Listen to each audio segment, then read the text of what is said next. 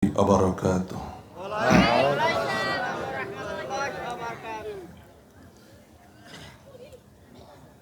কোনো eco reverb কোনো কিছু দরকার নাই, হালকা শুধু বেসটা কমায় রাখবেন তাহলে হবে। نحمده ونستعينه ونستغفره ونؤمن به ونتوكل عليه ونعوذ بالله من شرور أنفسنا ومن سيئات أعمالنا من يهد الله فلا مضل له ومن يضلل فلا هادي له نشهد أن لا إله إلا الله وحده لا شريك له ونشهد أن سيدنا وسندنا وحبيبنا وحبيب طبيبنا والروحنا محمدا عبده ورسوله الذي أرسله بالحق بشيرا ونذيرا وداعيا إلى الله بإذنه وسراجا منيرا فقد قال الله تعالى في كلامه المجيد وبرهان التوحيد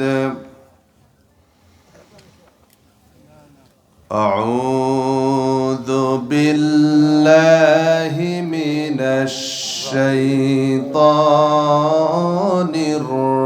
الرجيم بسم الله الرحمن الرحيم فكلا أخذنا بذنبه فمنهم من أرسلنا عليه حاصبا ومنهم من أخذته الصيحة ومنهم من خسفنا به الأرض ومنهم من أغرقنا وما كان الله ليظلمهم ولكن كانوا أنفسهم يظلمون صدق الله العظيم. وقال تعالى في شان حبيبه ومحبوبه ومعشوقه مخبرا وآمرا إن الله وملائكته يصلون على النبي يا أيها الذين آمنوا صلوا عليه وسلموا تسليما اللهم صل على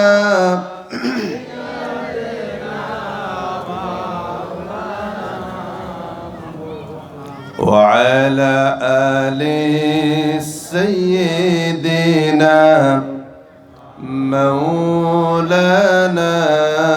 মুহাম্মদ। নবীর প্রতি মোহাব্বত ভালোবাসা আমাদের কলিজার ভিতরে আছে না নাই? কম আছে না বেশি আছে? তাহলে সকলেই সেই ভালোবাসা নিয়ে কণ্ঠকে উজাড় করে দিয়ে জোরে সরে পড়েন আল্লাহুম্মা সাল্লি আলা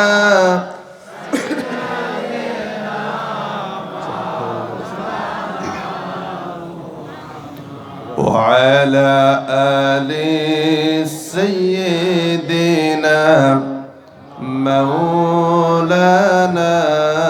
محمد যে ফুল যুগ যুগান্তরে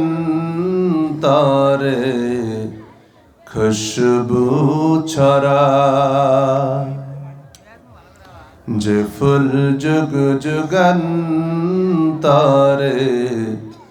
খুশবু ছড়ায়, এঁকেছি সে ফুল মোরা মনেরি কাবায়,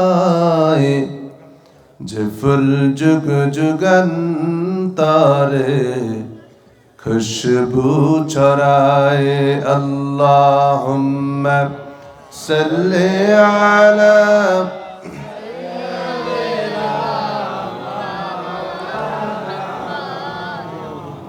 وعلى آل سيدنا مولانا محمد بلغ العلا بكماله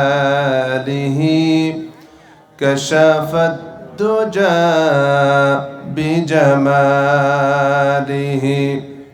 حسنت جميع خصاله صلوا عليه وآله نسيما جانب بطحا گزر کن زحوالم محمد را خبر کن بلغ العلا بكماله كشف الدجى بجماله حسنت جميع خصاله صلوا عليه وآله بسم الله الرحمن الرحيم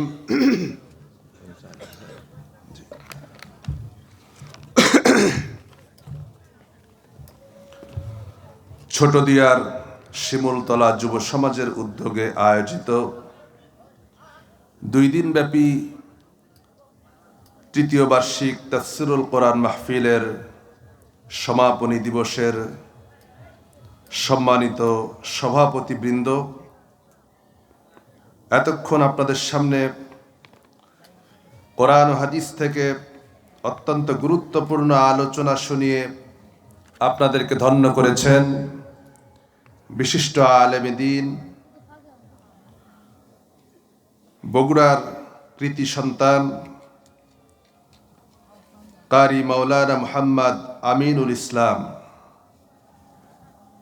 অধ্যক্ষ আল হেরা মডেল মাদ্রাসা বনানী বগুড়া। এছাড়াও আজকের মাহফিলে উপস্থিত দূর দূরান্ত থেকে আগত জাতির শ্রেষ্ঠ সন্তান হাজারাত ওলামায়ে কেরাম, সম্মানিত শিক্ষক মণ্ডলী, সামনে উপবিষ্ট তাওহীদি জনতা, পর্দার আড়ালে অবস্থানরতা অবলা সরলা সম্মানিতা মা এবং বোনেরা, সকলের প্রতি আমার অন্তরস্থল থেকে বুক ভরা দোয়ার আশায় সালাম জানাচ্ছি। আসসালামু আলাইকুম ওয়া রাহমাতুল্লাহি ওয়া বারাকাতুহু। আপনারা মনে হয় অনেক রাগ করে আছেন নাকি?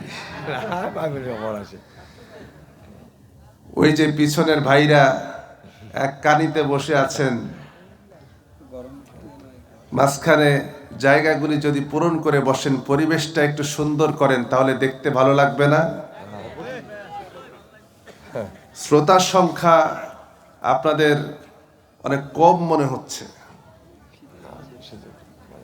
ঠান্ডাও বেশি, তবে অন্যদিকের চাইতে আপনার এলাকায় ঢোকার পরে মনে হলো ঠান্ডাটা একটু বেশি।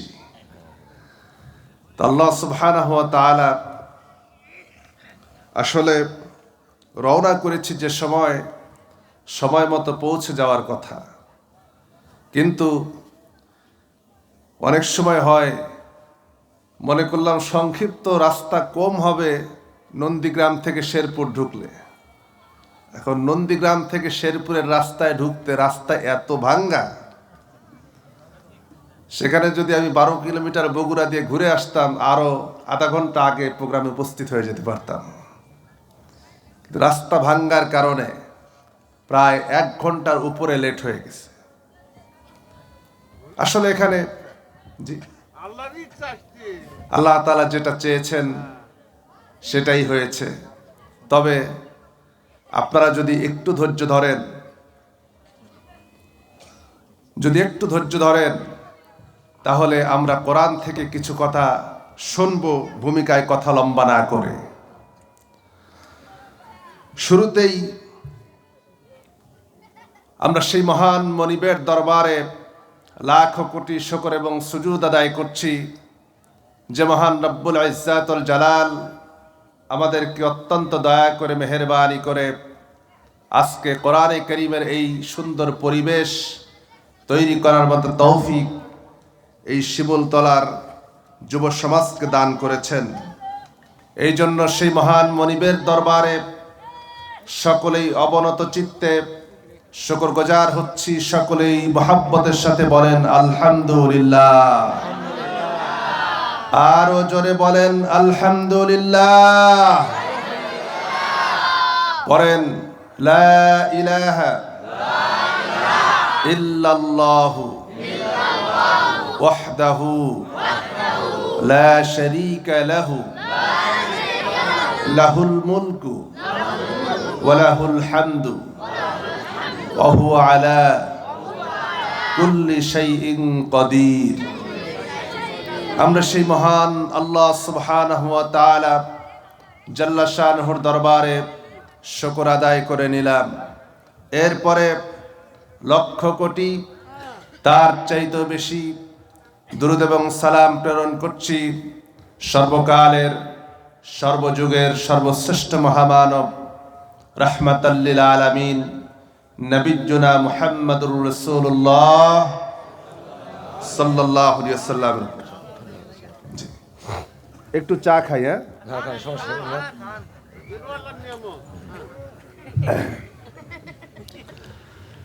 না, অনুমতি নিয়ে নিলাম আর কি। এতগুলি মানুষ বসে আছেন ঠান্ডার মধ্যে। আমি আপনাদের সামনে সূরা আনকাবুত, কোরআনে কারীমের 29 নম্বর সূরা। কত নম্বর সূরা? 29 নম্বর সূরা থেকে সূরা আনকাবুতের 40 নম্বর আয়াতে কারিমা তিলাওয়াত করেছি। এই সূরার মধ্যে আয়াতে কারিমা রয়েছে 69টি। কতটি আয়াত? 69টি আয়াতে কারিমা রয়েছে, 60টি রুকু আছে এবং 980টি শব্দ দিয়ে আল্লাহ সুবহানাহু ওয়া তাআলা এ সূরাকে সন্নিবেশিত করেছেন। আনকাবুত শব্দের অর্থ হচ্ছে মাকড়সা। আনকাবুত মানে কি? মাকড়সা। আল্লাহ তাআলা মাকড়সার নামে সূরা দিলেন কেন? প্রশ্ন আসে না? হ্যাঁ আসে। এত কিছু প্রাণী থাকতে একটা মাকড়সার নামে সূরা দিলেন। কোরআনে কারীমে আল্লাহ সুবহানাহু ওয়া তাআলা অসংখ্য জীব জন্তুর নামে সূরা দিয়েছেন। যেমন কোরআনে কারীমের প্রথম সূরা নাম কি? সূরা বাকারা। এই সূরা অর্থ কি?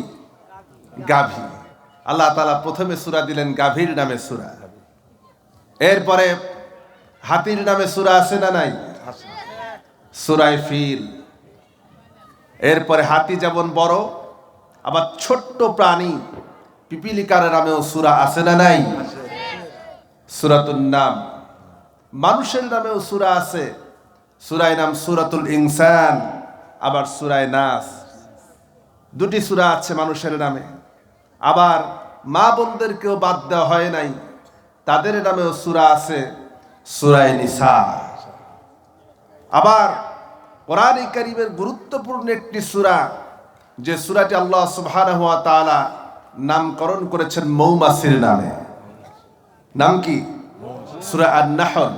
নাহল মানে মৌমাছি। আল্লাহ সুবহানাহু ওয়া তাআলা মৌমাছির নামে সূরা দিলেন। আর মৌমাছি উৎপাদন করে মধু। আর এই মধুর মধ্যে রেখেছেন আল্লাহ সুবহানাহু ওয়া তাআলা মানুষের সকল রোগের প্রতিষেধক। জোরে বলেন আল্লাহু আকবার। মধুর মধ্যে সমস্ত রোগের প্রতিষেধক আছে, কিন্তু আজকে এই মধুর মধ্যে ভেজাল আছে না নাই? আছে। শুধু ভেজাল না, আজকে ভালো মধু বাজারে পাওয়া একেবারেই দুষ্কর। এটা পাওয়া যায় না বললেই চলে। মধু এখন ফ্যাক্টরিতে উৎপাদন হয়, ঘরের মধ্যে উৎপাদন হয়, লোকেরা উৎপাদন করে, মৌমাছিরা আর লাগে না। মানুষই এখন মৌমাছির বাপ হয়ে গেছে। আর এই মধুকে রোগ ভালো হওয়া তো দূরের কথা, রোগ আরো বাসা বাঁধে। ঠিক কিনা বলেন? দেখুন, আল্লাহ সুবহানাহু ওয়া তাআলা প্রতিটি প্রাণীর মধ্যেই আলাদা আলাদা হিকমত রেখেছেন। মৌমাছি সম্পর্কে এই গবেষণা আগে ছিল না। গত সপ্তাহে RTV নিউজে যেই খবরটি প্রকাশিত হয়েছে, বাংলাদেশে প্রায় বর্তমানে নারীদের মধ্যে যারা ক্যান্সারে আক্রান্ত হয় তার প্রায় 50 থেকে 60% ক্যান্সারের রোগী হচ্ছে তারা স্তন ক্যান্সারে আক্রান্ত। এবং বাংলাদেশে 24 সালের গবেষণা অনুযায়ী বাংলাদেশে 1 লক্ষ মহিলার মধ্যে প্রায় 35 থেকে 40 জন যারা স্তন ক্যান্সারে আক্রান্ত। এখন পৃথিবীব্যাপী এই ক্যান্সারের ভয়াবহতা এবং এই ঝুঁকি বাড়ছে। আজকের বিজ্ঞান বিগত সপ্তাহে যেটি প্রমাণ করেছে তা হচ্ছে মানুষের জীবনের এই ক্যান্সার হলে পরে ক্যান্সারের কোষগুলিকে, সেলগুলিকে, ঝিল্লিগুলিকে মেরে ফেলার জন্য, ক্যান্সার থেকে মুক্তি দেওয়ার জন্য কেমোথেরাপি ব্যবহার করা হয় হাসপাতালগুলিতে। ঠিক না? এই কেমোথেরাপি 1 বার না 2 বার না 6 থেকে 8 বার, কারো 10 বার দিলে পরে তার ক্যান্সারের সেলগুলি ধ্বংস হয়ে যায় এবং সে ক্যান্সার থেকে মুক্তি পায়। ক্যান্সার এমন ভয়াবহ রোগ যার থেকে মুক্তি পাওয়া অনেকটাই অসম্ভব, তবে স্তন ক্যান্সার থেকে অনেকেই মুক্তি পান। কিন্তু এই কেমোথেরাপি দিতে যে একদিকে 6 থেকে 8 মাস, 4 থেকে 5 মাস সময় লেগে যায়, তার ভিতরের যে ক্যান্সারের কোষগুলি যে ধ্বংস হচ্ছে, সেই সাথে তার ভিতরে মানুষের শরীরের ভালো কোষগুলিও এই কেমোথেরাপির সাথে ধ্বংস হয়ে যায়। কিন্তু আজকের চিকিৎসা বিজ্ঞানের নতুন আবিষ্কার হলো, কোন মহিলার যদি স্তন ক্যান্সার হয় আর মৌমাছির হুল, মৌমাছির কামড় খাইছেন কখনো? খাইছেন না? গ্রামের মানুষ এখন তো মৌমাছি, যে মৌমাছি পাওয়া যায় এটাও হচ্ছে প্রোডাক্টিভ মৌমাছি, এটা কামড়ও দেয় না। মৌমাছির হুলের মধ্যে মেলাটিন নামক এক প্রকার পদার্থ রয়েছে। সেই মৌমাছি যদি কারো ভিতরে হুল ফুটায় দেয়, সেই মেলাটিন নামক পদার্থ মাত্র 1 ঘন্টার ভিতরে 100%, 100% শুধুমাত্র ক্যান্সারের সেলগুলিকে ধ্বংস করে দিতে সক্ষম। জোরে বলেন আল্লাহু আকবার। আপনি চিন্তা করতে পারেন, পৃথিবীতে আল্লাহ পাক যত রোগ দিয়েছেন, সমস্ত রোগের প্রতিষেধক আল্লাহ পাক পৃথিবীর প্রাণী জগতের মধ্যে, সৃষ্টি জগতের মধ্যে আল্লাহ পাক দিয়ে দিয়েছেন, কিন্তু মানুষের খুঁজে পেতে যতক্ষণ। ঠিক না? সমস্ত রোগের প্রতিষেধক আছে। আমি আপনাদের সামনে সূরা আনকাবুত তিলাওয়াত করেছি। এই আনকাবুত সূরাটি সেই সময়ে নাজিল হয়েছে যে সময়ে মক্কার মুসলমানদের উপরে চরম নির্যাতন, নিপীড়ন, ইসলামকে শেষ করে দেবে, নিভায়ে দেবে। অনেকেই যন্ত্রণা, কষ্ট সহ্য করতে না পেরে তারা মৌখিকভাবে কাফেরদের সঙ্গে তাল মিলায় চললেও প্রকৃতপক্ষে ঈমানদার ছিল। এবং তাদের ব্যাপারে আল্লাহ তাআলা বলছেন, আহাসিবান নাসু আইয়ুতরাকু আইয়াকুলু আমান্না ওয়া হুম লা ইফতানুন। আল্লাহু আকবার। আল্লাহ রাব্বুল আলামিন বলেন, মানুষেরা কি ধারণা করে, এ কথা মনে করে যে তারা বলবে ঈমান এনেছি আর আমি আল্লাহ তাদেরকে ছেড়ে দেব, এমনি এমনি ছেড়ে দেব, কোনো পরীক্ষা করা হবে না। ঈমান আনবে আর এমনি ছেড়ে দেব, পরীক্ষা করব না, এমনটি মনে করো না। ঈমান যখন এনেছো পরীক্ষা দেওয়া লাগবে, নির্যাতন নিপীড়ন নিষ্পেষণের সম্মুখীন হওয়া লাগবে। তার সামনে থেকেও যারা নিজের ঈমানকে বলিয়ান করে মরতে মুজাহিদের মতো সামনে টিকে থাকতে পারবে, কেবলমাত্র তাদেরকে আল্লাহ পাক কিয়ামতের দিন জান্নাত দান করবেন। জোরে ঠিক কিনা? আজকে আগামীর দিন আমরা বিশ্বাস করি, আগামীর দিন হবে ইসলামের বিজয়ের দিন, ইনশাআল্লাহ বলেন। আগামীর দিন কোরআনের বিজয়ের দিন, আগামীর দিন আলেম ওলামাদের বিজয়ের দিন। আগামীর বাংলাদেশ হবে কোরআনের বাংলাদেশ, আগামীর বাংলাদেশ হবে আলেম ওলামার বাংলাদেশ, আগামীর বাংলাদেশ হবে ইসলামপন্থীদের বাংলাদেশ। সেই বাংলাদেশ বিনির্মাণের জন্য, সেই বাংলাদেশকে তৈরি করার জন্য, বৈষম্য মুক্ত সুখী সমৃদ্ধ একটি দেশকে উপহার দেওয়ার জন্য আমাদেরকে সকলকে ঐক্যবদ্ধভাবে ময়দানে কাজ করা লাগবে। সেই সময়ে কাজ করতে রাজি আছেন কারা কারা? দুহাত তুলে আল্লাহকে দেখায় দেন তারা তারা। লিল্লাহে তাকবীর, লিল্লাহে তাকবীর, লিল্লাহে তাকবীর। আল্লাহ কবুল করুক, বলেন আমিন। আজকে অত্যন্ত দুঃখ এবং ভারাক্রান্ত হৃদয় নিয়ে আপনাদেরকে জানাচ্ছি, বিগত জুলাই আন্দোলনের 24-এর আন্দোলনের একজন অন্যতম সিপাহ সালার, যিনি এই বাংলাদেশকে বৈষম্যমুক্ত বাংলাদেশ বিনির্মাণের জন্য ময়দানের সর্বোচ্চ ভূমিকা পালন করেছেন, যারা তার মধ্যে অন্যতম ইনকিলাব মঞ্চের আহ্বায়ক ওসমান হাদিকে স্বৈরাচাররা গুলিবিদ্ধ করেছে, মাথায় গুলিবিদ্ধ করে এখন শেষ পর্যন্ত যে খবর এসেছে সে কোমায় চলে গিয়েছে, কোনো জ্ঞান নাই। আমরা বিশ্বাস করি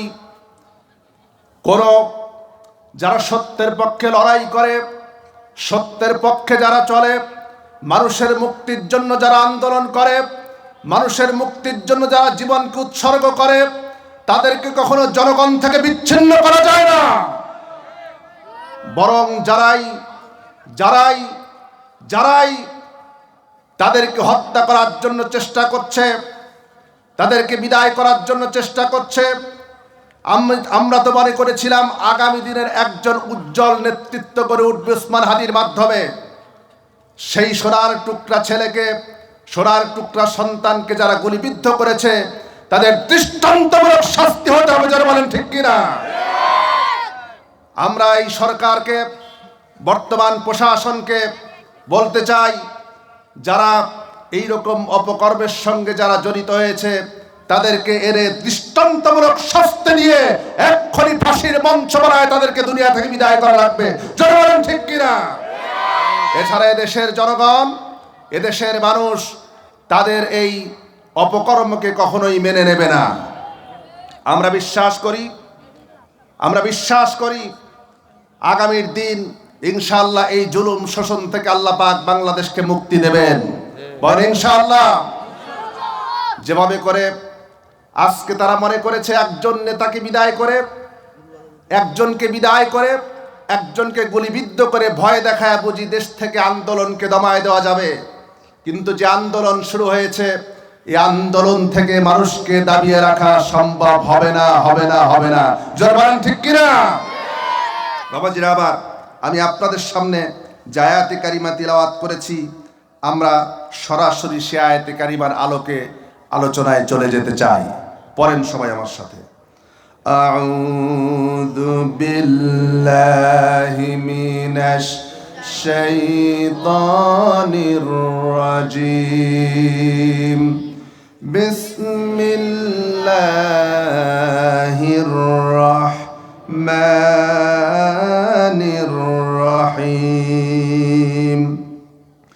فكلا أخذنا بذنبه فمنهم من أرسلنا عليه حاصبا ومنهم من أخذته الصيحة ومنهم من خسفنا به الأرض ومنهم من أغرقنا وما كان الله ليظلمهم ولكن كانوا أنفسهم يظلمون আরেকটু জোরে বলেন আল্লাহ পাক বলছেন ফাকুল্লা আখাযনা বিদামবি আমি তাদের প্রত্যেককে ধরেছিলাম তাদের পাপাচারের কারণে কিসের কারণে পাপাচারের কারণে আমি তাদেরকে পাকড়াও করেছিলাম আক্রমণ করেছিলাম ফামিনহুম মান আরসালনা আলাইহি হাসিবা কারো উপরে আমি পাথরের বৃষ্টি বর্ষণ করেছিলাম ওয়ামিনহুম মান আখাদাতহুস সাইহা কারো উপরে বজ্রপাত দিয়ে তাদেরকে ধ্বংস করেছিলাম ফামিনহুম মান আরসালনা ওয়ামিনহুম মান খাসাফনা বিহিল আরদ কারো উপরে ভূমিকম্প দিয়ে জমিনের উপরে হরৎ করে দিয়েছিলাম মাটির নিচে দাবিয়ে দিয়েছিলাম আর ওয়ামিনহুম মান আগরাকনা আবার কাউকে পানির নিচে ডুবায় মেরেছিলাম আর ওয়ামা কানা আল্লাহু লিয়াযলিমাহুম ওয়ালাকিন কানু আনফুসাহুম ইয়াজলিমুন আর আল্লাহ তাআলা এটার মাধ্যমে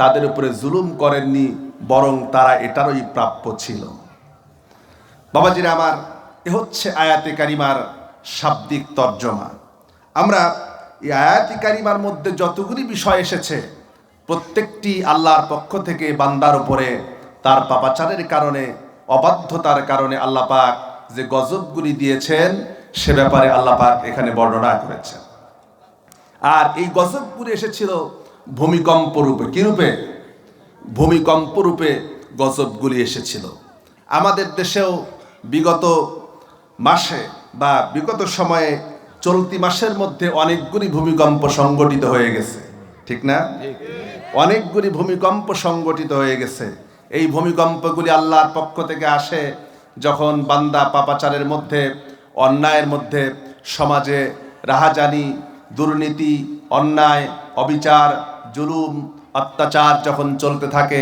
আল্লাহ পাক তখন বান্দাকে সতর্ক করার জন্য মৃদু ভূমিকম্প দেন আর যখন তারা অবাধ্য হতেই থাকে তখন ভূমিকম্পের মাধ্যমে আল্লাহ তাআলা পুরা জাতিকে শেষ করে দেন বাবাজিরা আমার কোরআনে কারীমের ভিতরে ভূমিকম্পের নামে একটা আলাদা সূরাই আছে সূরার নাম সূরা জিলজাল নাম কি বলে সূরা জিলজাল জিলজাল শব্দের অর্থই হচ্ছে ভূমিকম্প জিলজাল মানে কি ভূমিকম্প যারা পারেন পড়েন ইযা যুলজিলাতিল আরদু জিলজালাহা ওয়া আখরাজাতিল আরদু আথqalaha ওয়া ক্বালাল ইনসানু মা লাহা ইয়াওমাইযিন তুহাদ্দিসু আখবারাহা বিআন্না রাব্বাকা আওহা লাহা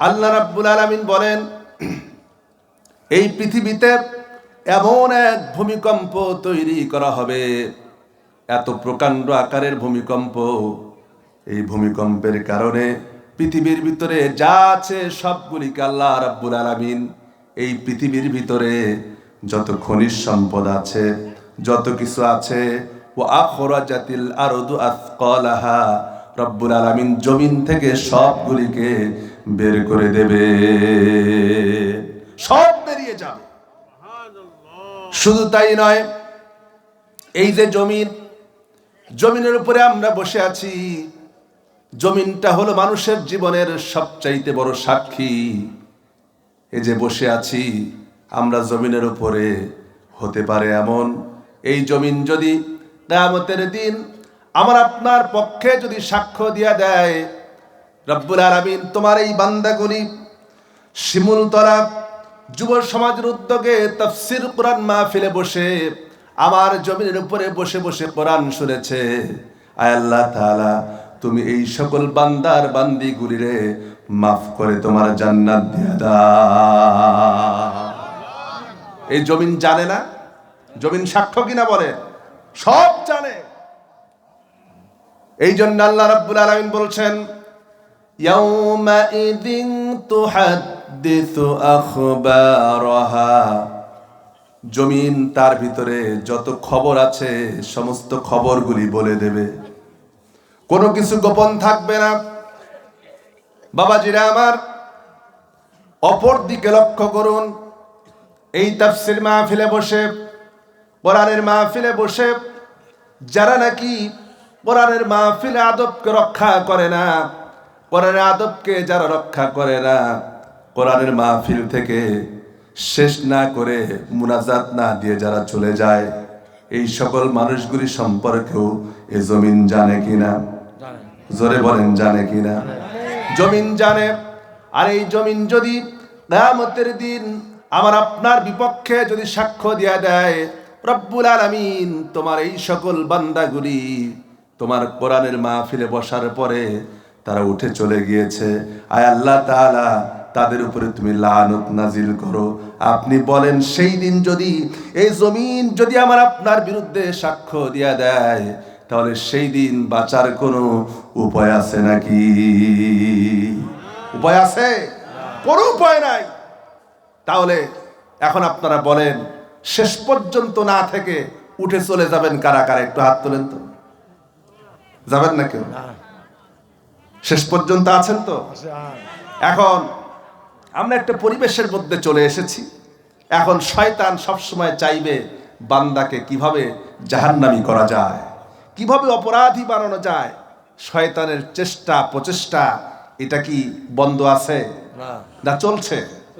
সবসময় আমাদের উপরে চলছে কিভাবে করে এই বান্দাগুলিকে এই তাফসীর মাহফিল থেকে উঠিয়ে বাড়ি নেওয়া যায়। এজন্য ওয়াদা করেন, শেষ পর্যন্ত যতক্ষণ কথা হবে, আল্লাহ পাক আমার যতটুকু ইলম দিয়েছেন, জ্ঞান দিয়েছেন, আমার তো কিছুই নাই। কোরআন সামনে আছে, কোরআন খুলবো, একটি একটি করে আয়াতে কারিমা তিলাওয়াত করব, কথা বলবো। আল্লাহ তাআলা যদি আমাদেরকে শেষ পর্যন্ত কবুল করেন, হতে পারে আজকের মাহফিল ওসিলায় আল্লাহ রাব্বুল আলামিন কিয়ামতের দিন আমাদেরকে মাফ করে জান্নাত দিয়ে দিতে পারেন। জোরে বলেন, ঠিক কি না? সুতরাং আমরা কেউ কোরআনে কারীমের মাহফিলের সঙ্গে বেয়াদবি করব না। রাজি আছেন? বাবাজিরা আমার, আপনি কি করবেন? ভালো কাজ করবেন না মন্দ কাজ করবেন? এই যে আমি আপনাদের কাছে এসেছি, সেই রাজশাহী থেকে আমি মাওলানা বুরহানুদ্দিন আপনাদের কাছে এসেছি। মনে করতে পারেন হুজুর বুঝি খুব ভালো মানুষ, কিন্তু আসলে আমি কি? আসলে আমি ভালো না খারাপ এই সম্পর্কে দুনিয়ার কেউ না জানলে পরেও, আমার বউ না জানতে পারে, আমার বন্ধুরা না জানতে পারে, আপনারা না জানতে পারেন, কিন্তু আমি কতটা ভালো আর কতটা মন্দ এ সম্পর্কে এই জমিন জানে কিনা? এই জমিন কিন্তু জানে। আপনি কোথায় অন্যায় করেন, কোথায় চাঁদাবাজি করেন, কোথায় দুর্নীতি করেন, কোথায় মানুষের সঙ্গে খারাপ ব্যবহার করেন, কোথায় কি করলেন, দুনিয়ার কেউ না জানলে পরে এ জমিন কিন্তু সবকিছুর সাক্ষ্য আছে। কিয়ামতের দিন এ জমিন কিন্তু আপনার সবকিছু বলে দেবে। শুধু তাই না, আমি আপনি যখন মরে যাব, দুনিয়া থেকে বিদায় হয়ে যাব, মালাকুল মউত আজরাইল আলাইহিস সালাতু ওয়াস সালাম যখন আমার আপনার জানটা নিয়ে যাবে, তখন আমাকে আপনাকে দাফন করা হবে কোথায়? এই জমিনের উপরে, এই জমিনের ভিতরে দাফন করা হবে। যেহেতু জমিন আমার সম্পর্কে সব জানে, সুতরাং আমার আমল যেমন হবে, দুনিয়ার ভিতরে আমার চলাফেরা যেমন হবে, জমিন কিন্তু আমার সঙ্গে ঠিক তদ্রূপ ব্যবহার করবে। জমিনের উপরে আমার চলাফেরা যদি খারাপ হয়, আমি যদি খারাপ হই, আমার আমল যদি খারাপ হয়, আমার কাজ যদি খারাপ হয়ে যায়, তাহলে জমিন আমার সঙ্গে খারাপ ব্যবহার করবে।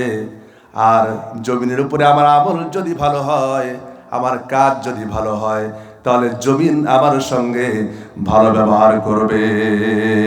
আর জমিন যদি ভালো ব্যবহার করে, জমিনের আচরণ যদি আমার সঙ্গে সুন্দর হয়ে যায়, তাহলে হাসর, মিজান, সিরাত সব জায়গা থেকে আল্লাহ রাব্বুল আলামিন আমাকে আপনাকে ভালোভাবে পার করে দেবেন। আর জমিনের ভিতরে জমিন যদি আমার সঙ্গে খারাপ আচরণ করে, তাহলে হাসর, মিজান, সিরাত সব জায়গায় ধরা পড়ে যাব। কোন জায়গায় পার উপায় থাকবে না। সুতরাং এই জমিনের উপরে যখন আমরা চলবো, তখন আমাদের খুব সাবধানে সতর্কতার সহিত চলা উচিত। জোরে কোন ঠিক কিনা? এই জমিন তো সব জানে। কাকে ফাঁকি দেবেন? মানুষকে ফাঁকি দেবেন। মানুষকে ফাঁকি দিয়ে আপনি যা খুশি তাই করতে পারেন, কিন্তু জমিনকে ফাঁকি দেওয়া সম্ভব হবে। বাবাজিরা আমার, বন্ধুরা আমার, মুরব্বী বাবাজিরা আমার, কান খাড়া করে শোনেন। আল্লাহ রাব্বুল আলামিন এই ভূমিকম্পের আরেকটা আরবি কোরআনে কারীমের মধ্যে দিয়েছেন। একটা হচ্ছে রাজিফা, আরেকটা হচ্ছে রাদিফা।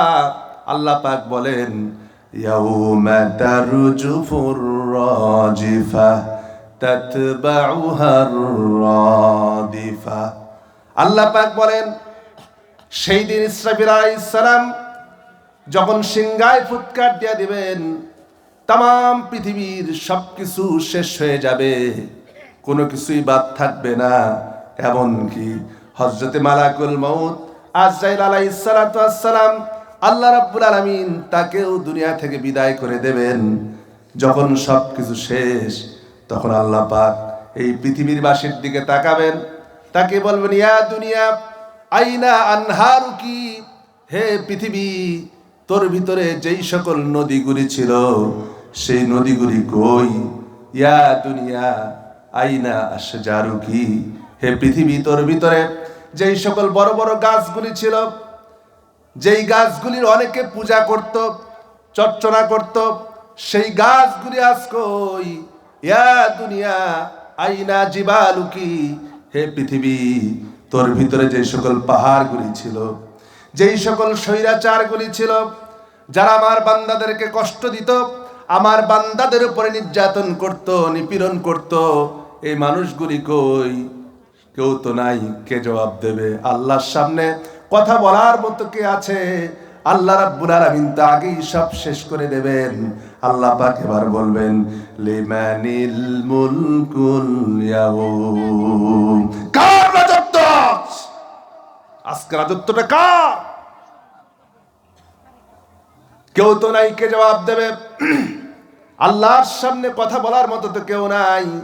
আল্লাহ রাব্বুল আলামিন এবার বলবেন, লিল্লাহিল ওয়াহিদিল কাহ্হার, একমাত্র পরাক্রমশালী আল্লাহ রাব্বুল আলামিনের রাজত্ব আজ দুনিয়ায় শক্তির বাহাদুরি করো, সম্পদের বাহাদুরি করো, ক্ষমতার বাহাদুরি করো। এই ক্ষমতা কয়দিনের? এই মুলকিয়াত, এই ক্ষমতা আজ আছে, কাল নাই, সব শেষ হয়ে যাবে, কিছুই থাকবে না। আল্লাহ রাব্বুল আলামিন মানুষের ক্ষমতার বাহাদুরি, মানুষের আচরণ, এইটা সামান্য সময়ের জন্য, আজ আছে তো কাল নাই। আজ মন্ত্রী, আজ এমপি, আগামীকাল যদি মন্ত্রিত্ব না থাকে, তাহলে রিকশাওয়ালা পর্যন্ত তার সম্মান দেয় না। ঠিক কিনা বলেন? আজকে হয়তো ক্ষমতা আছে, সম্মান পাও, আগামীকাল যখন সম্মান চলে যাবে, ক্ষমতা চলে যাবে, মন্ত্রিত্ব চলে যাবে, চেয়ারম্যানে যখন চলে যাবে, তখন দুনিয়ার আর কেউ তোমার সম্মান দেবে না। কিন্তু যদি ভালো মানুষ হও, একজন ভালো মানুষ যদি নিজেকে তৈরি করতে পারো, প্রকৃত মানুষ যদি নিজেকে বানাতে পারো, তাহলে এই দুনিয়ার সম্মান যেমন পাবে, পরকালে রব্বুল আলামিন তোমাকে জান্নাত দিয়া সর্বোচ্চ সম্মানিত করে দেবে।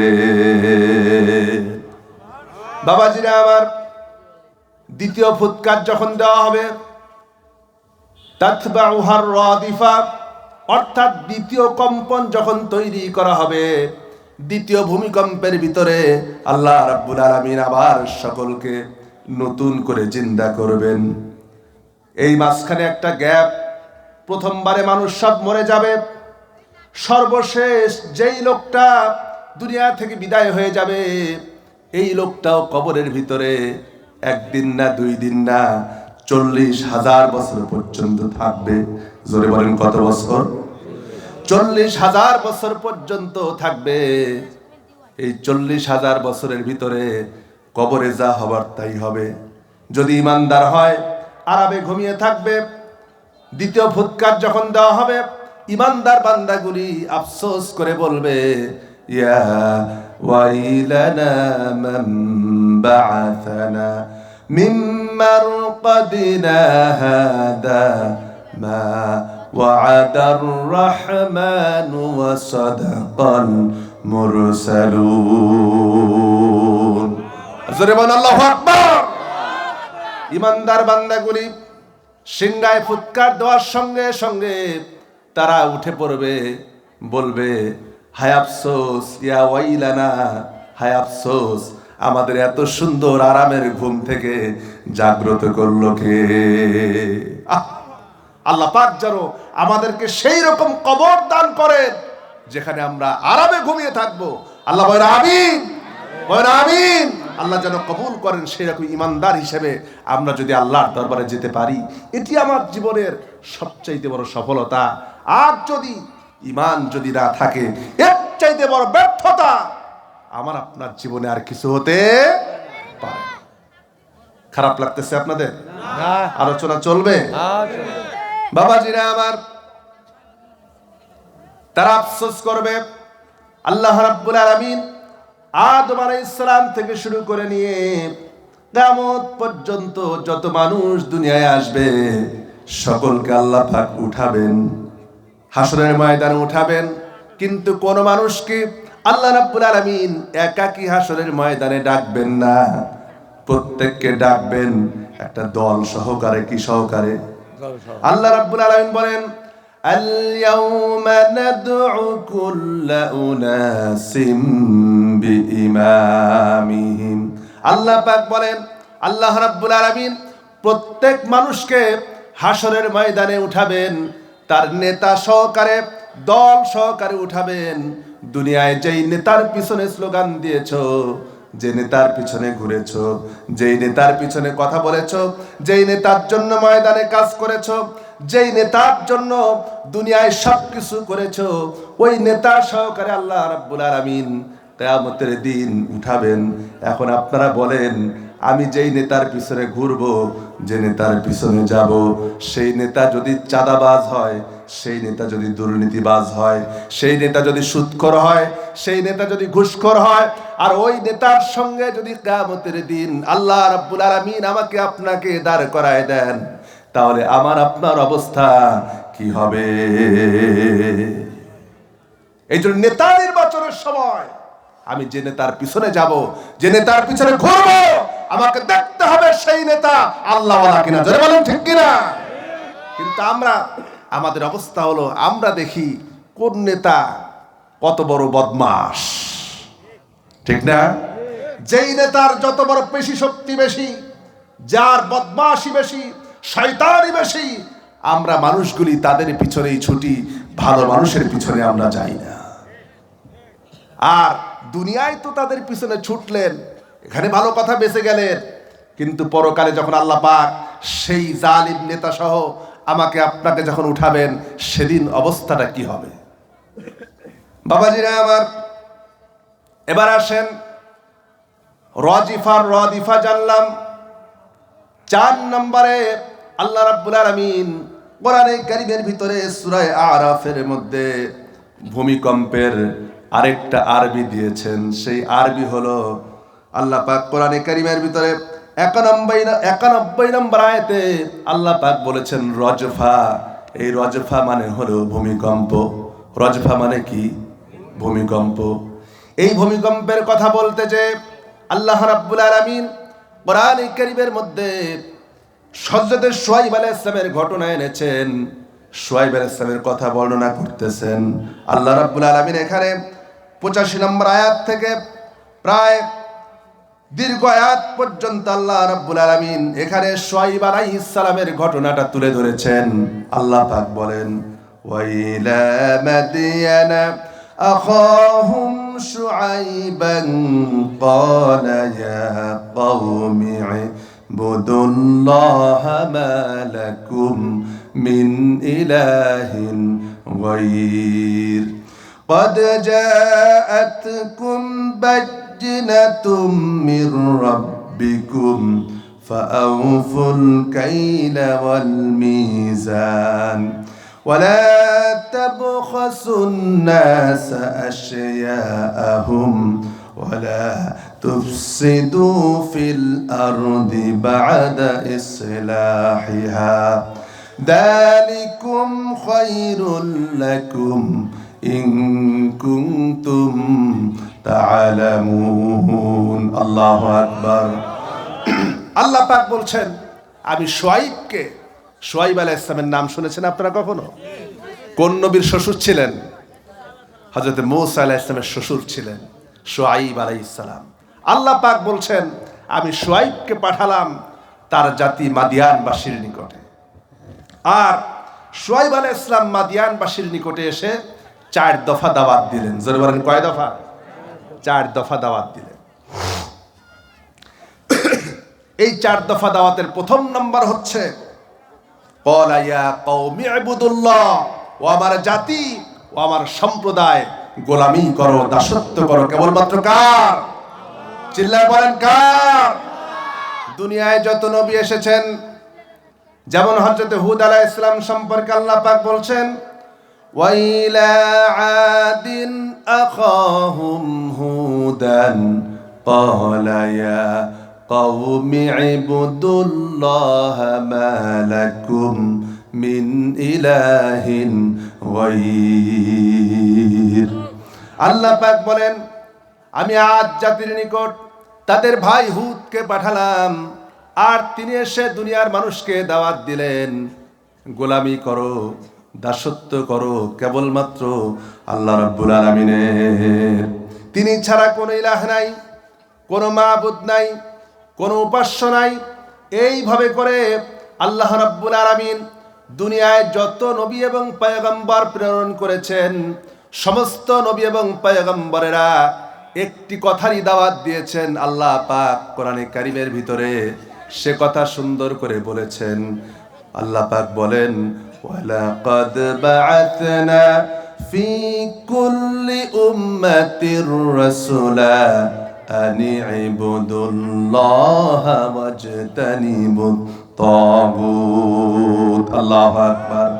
আল্লাহ পাক বলেন, এমন কোন জাতি নাই, এমন কোন দেশ নাই, এমন কোন কওম নাই, এমন কোন সম্প্রদায় নাই যেই সম্প্রদায়ের জন্য, যেই কওমের জন্য আমি আল্লাহ রাব্বুল আলামিন আমার পক্ষ থেকে নবী পাঠাই নাই, রাসূল পাঠাই নাই, আর তারা এসে দুনিয়ার মানুষকে দাওয়াত দিয়েছেন, আনি ইবুদুল্লাহ, এক আল্লাহর গোলামি করো, ওয়াজতানিবুত তাগুত, আর তাগুতকে বর্জন করো। গোলামি করো আল্লাহ, আর তাগুতকে কি করো? বর্জন করো। তাগুতের গোলামি করো না। কিন্তু আমাদের দেশের মুসলমান এমন, আমরা একদিকে আল্লাহর গোলামি করি, অন্যদিকে তাগুতের গোলামি করি কি রকম? একদিকে আল্লাহর গোলামি করি, মসজিদের ভিতরে যখন যাই তখন আল্লাহর গোলাম, আর মসজিদের বাইরে যখন আসি তখন তাগুতের গোলাম। তাহলে আমরা কি আসলে পরিপূর্ণ মুসলমান হতে পেরেছি? জোরে বলেন, পেরেছি? তাগুত কাকে বলা হয়? মুফাসসিরিনে কেরাম তাফসীরের কিতাবগুলির মধ্যে তাগুত শব্দের 16টা অর্থ করেছেন। জোরে বলেন, কয়টা? 16টা অর্থ করেছেন। তার মধ্যে প্রথম নম্বর অর্থ হচ্ছে, তাগুত হচ্ছে নিজের নফসকে বলা হয়েছে তাগুত, অর্থাৎ মানুষ মসজিদের ভিতরে জীবনের সকল ক্ষেত্রে, ইসলাম মানার ক্ষেত্রে নিজের নফসের অনুসরণ করে, গোলামি করে, মনে করে আমি যেটা মনে করি সেটা ইসলাম, আমি যেটা মনে করি না সেটা ইসলাম না। নিজের ইচ্ছা মতো করে দিনটারে চালায়, ইসলামটাকে চালায়। আসলে ইসলাম তো নিজের ইচ্ছা অনুযায়ী চলতে পারে না, ইসলাম চলবে কেবলমাত্র কার বিধান অনুযায়ী? কার বিধান অনুযায়ী? আল্লাহ পাকের বিধান অনুযায়ী চলবে। এখানে ইচ্ছা মতো আমি যা চাইবো, মন যা চায় তাই করব, এটা কখন ইসলাম সমর্থন করে? বাবাজিরা আমার,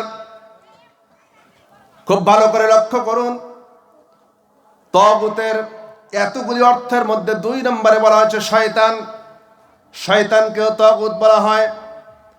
3 নম্বরে এমন রাষ্ট্র শক্তি, যেই রাষ্ট্র শক্তি শুধু নিজেই আল্লাহর আইনকে অমান্য করে না, বরং অন্যদেরকেও আল্লাহর আইন অমান্য করতে বাধ্য করে, সেই রাষ্ট্র শক্তিকে বলা হয় তাগুত। রাষ্ট্র শক্তি কি বলা হয়? তাগুত বলা হয়। আচ্ছা বলেন, এই যে আমরা যে রাষ্ট্রে বসবাস করছি, এই রাষ্ট্রের একটা সংবিধান আছে না নাই? আছে। এই রাষ্ট্রের একটা আইন আছে, আদালত আছে, আইন কানুন আছে। এখন এই রাষ্ট্রের সংবিধান, এটা কি কোরআন অনুযায়ী চলে না মানুষের তৈরি করা মতবাদ অনুযায়ী? মানুষের তৈরি করা মতবাদ অনুযায়ী চলে। এখন এই মানুষের তৈরি করা মতবাদ অনুযায়ী যেহেতু চলে, এখানে আল্লাহর আইন নাই, আর আপনি ইচ্ছা করলে পরেও এখানে আল্লাহ পাকের আইনকে বাস্তবায়ন করতে পারবেন। যদি মনে করেন এই শিমুলতলা যুব সমাজ তারা অত্যন্ত ইসলাম প্রিয়, কোরআন প্রিয়, তারা মনে করলো যে যেহেতু আল্লাহ পাকের আইন ছাড়া দুনিয়াও শান্তি পাওয়া যাবে না, আখিরাতেও শান্তি পাওয়া যাবে না, সুতরাং আজকে রাত্রিতে মাহফিলে একটা চোর ধরা পড়লো, আর চোরের বিধান কি? হাত কেটে দাও। এখন মনে করেন এই এলাকার মুরব্বীগণ, গণ্যমান্য মানুষ মিলে, ইমাম সাহেব সবাই মিলে বসে ফতোয়া দিল, যেহেতু আল্লাহ পাক বলছেন চোর চুরি করলে পরে হাত কেটে দাও, সুতরাং আমরা আল্লাহ পাকের আইনকে বাস্তবায়ন করব। এই বাস্তবায়ন করার জন্য চোরকে ধরে নিয়ে এসে হাতটা কেটে দিল। আপনি বলেন তো, আগামীকাল সকালবেলায় মসজিদের ইমাম সাহেব, এলাকার গণ্যমান্য মুরব্বী ব্যক্তিবর্গ যা আছে, এইগুলি কি এলাকায় থাকবে না 14 শিখের মধ্যে যাবে? তার মানে আমরা এমন রাষ্ট্রে বসবাস করছি, যেই রাষ্ট্র নিজে আল্লাহর আইন মানে না, অন্যদেরকেও আল্লাহর আইন মানতে দেয় না। এই রাষ্ট্র শক্তির নাম কি?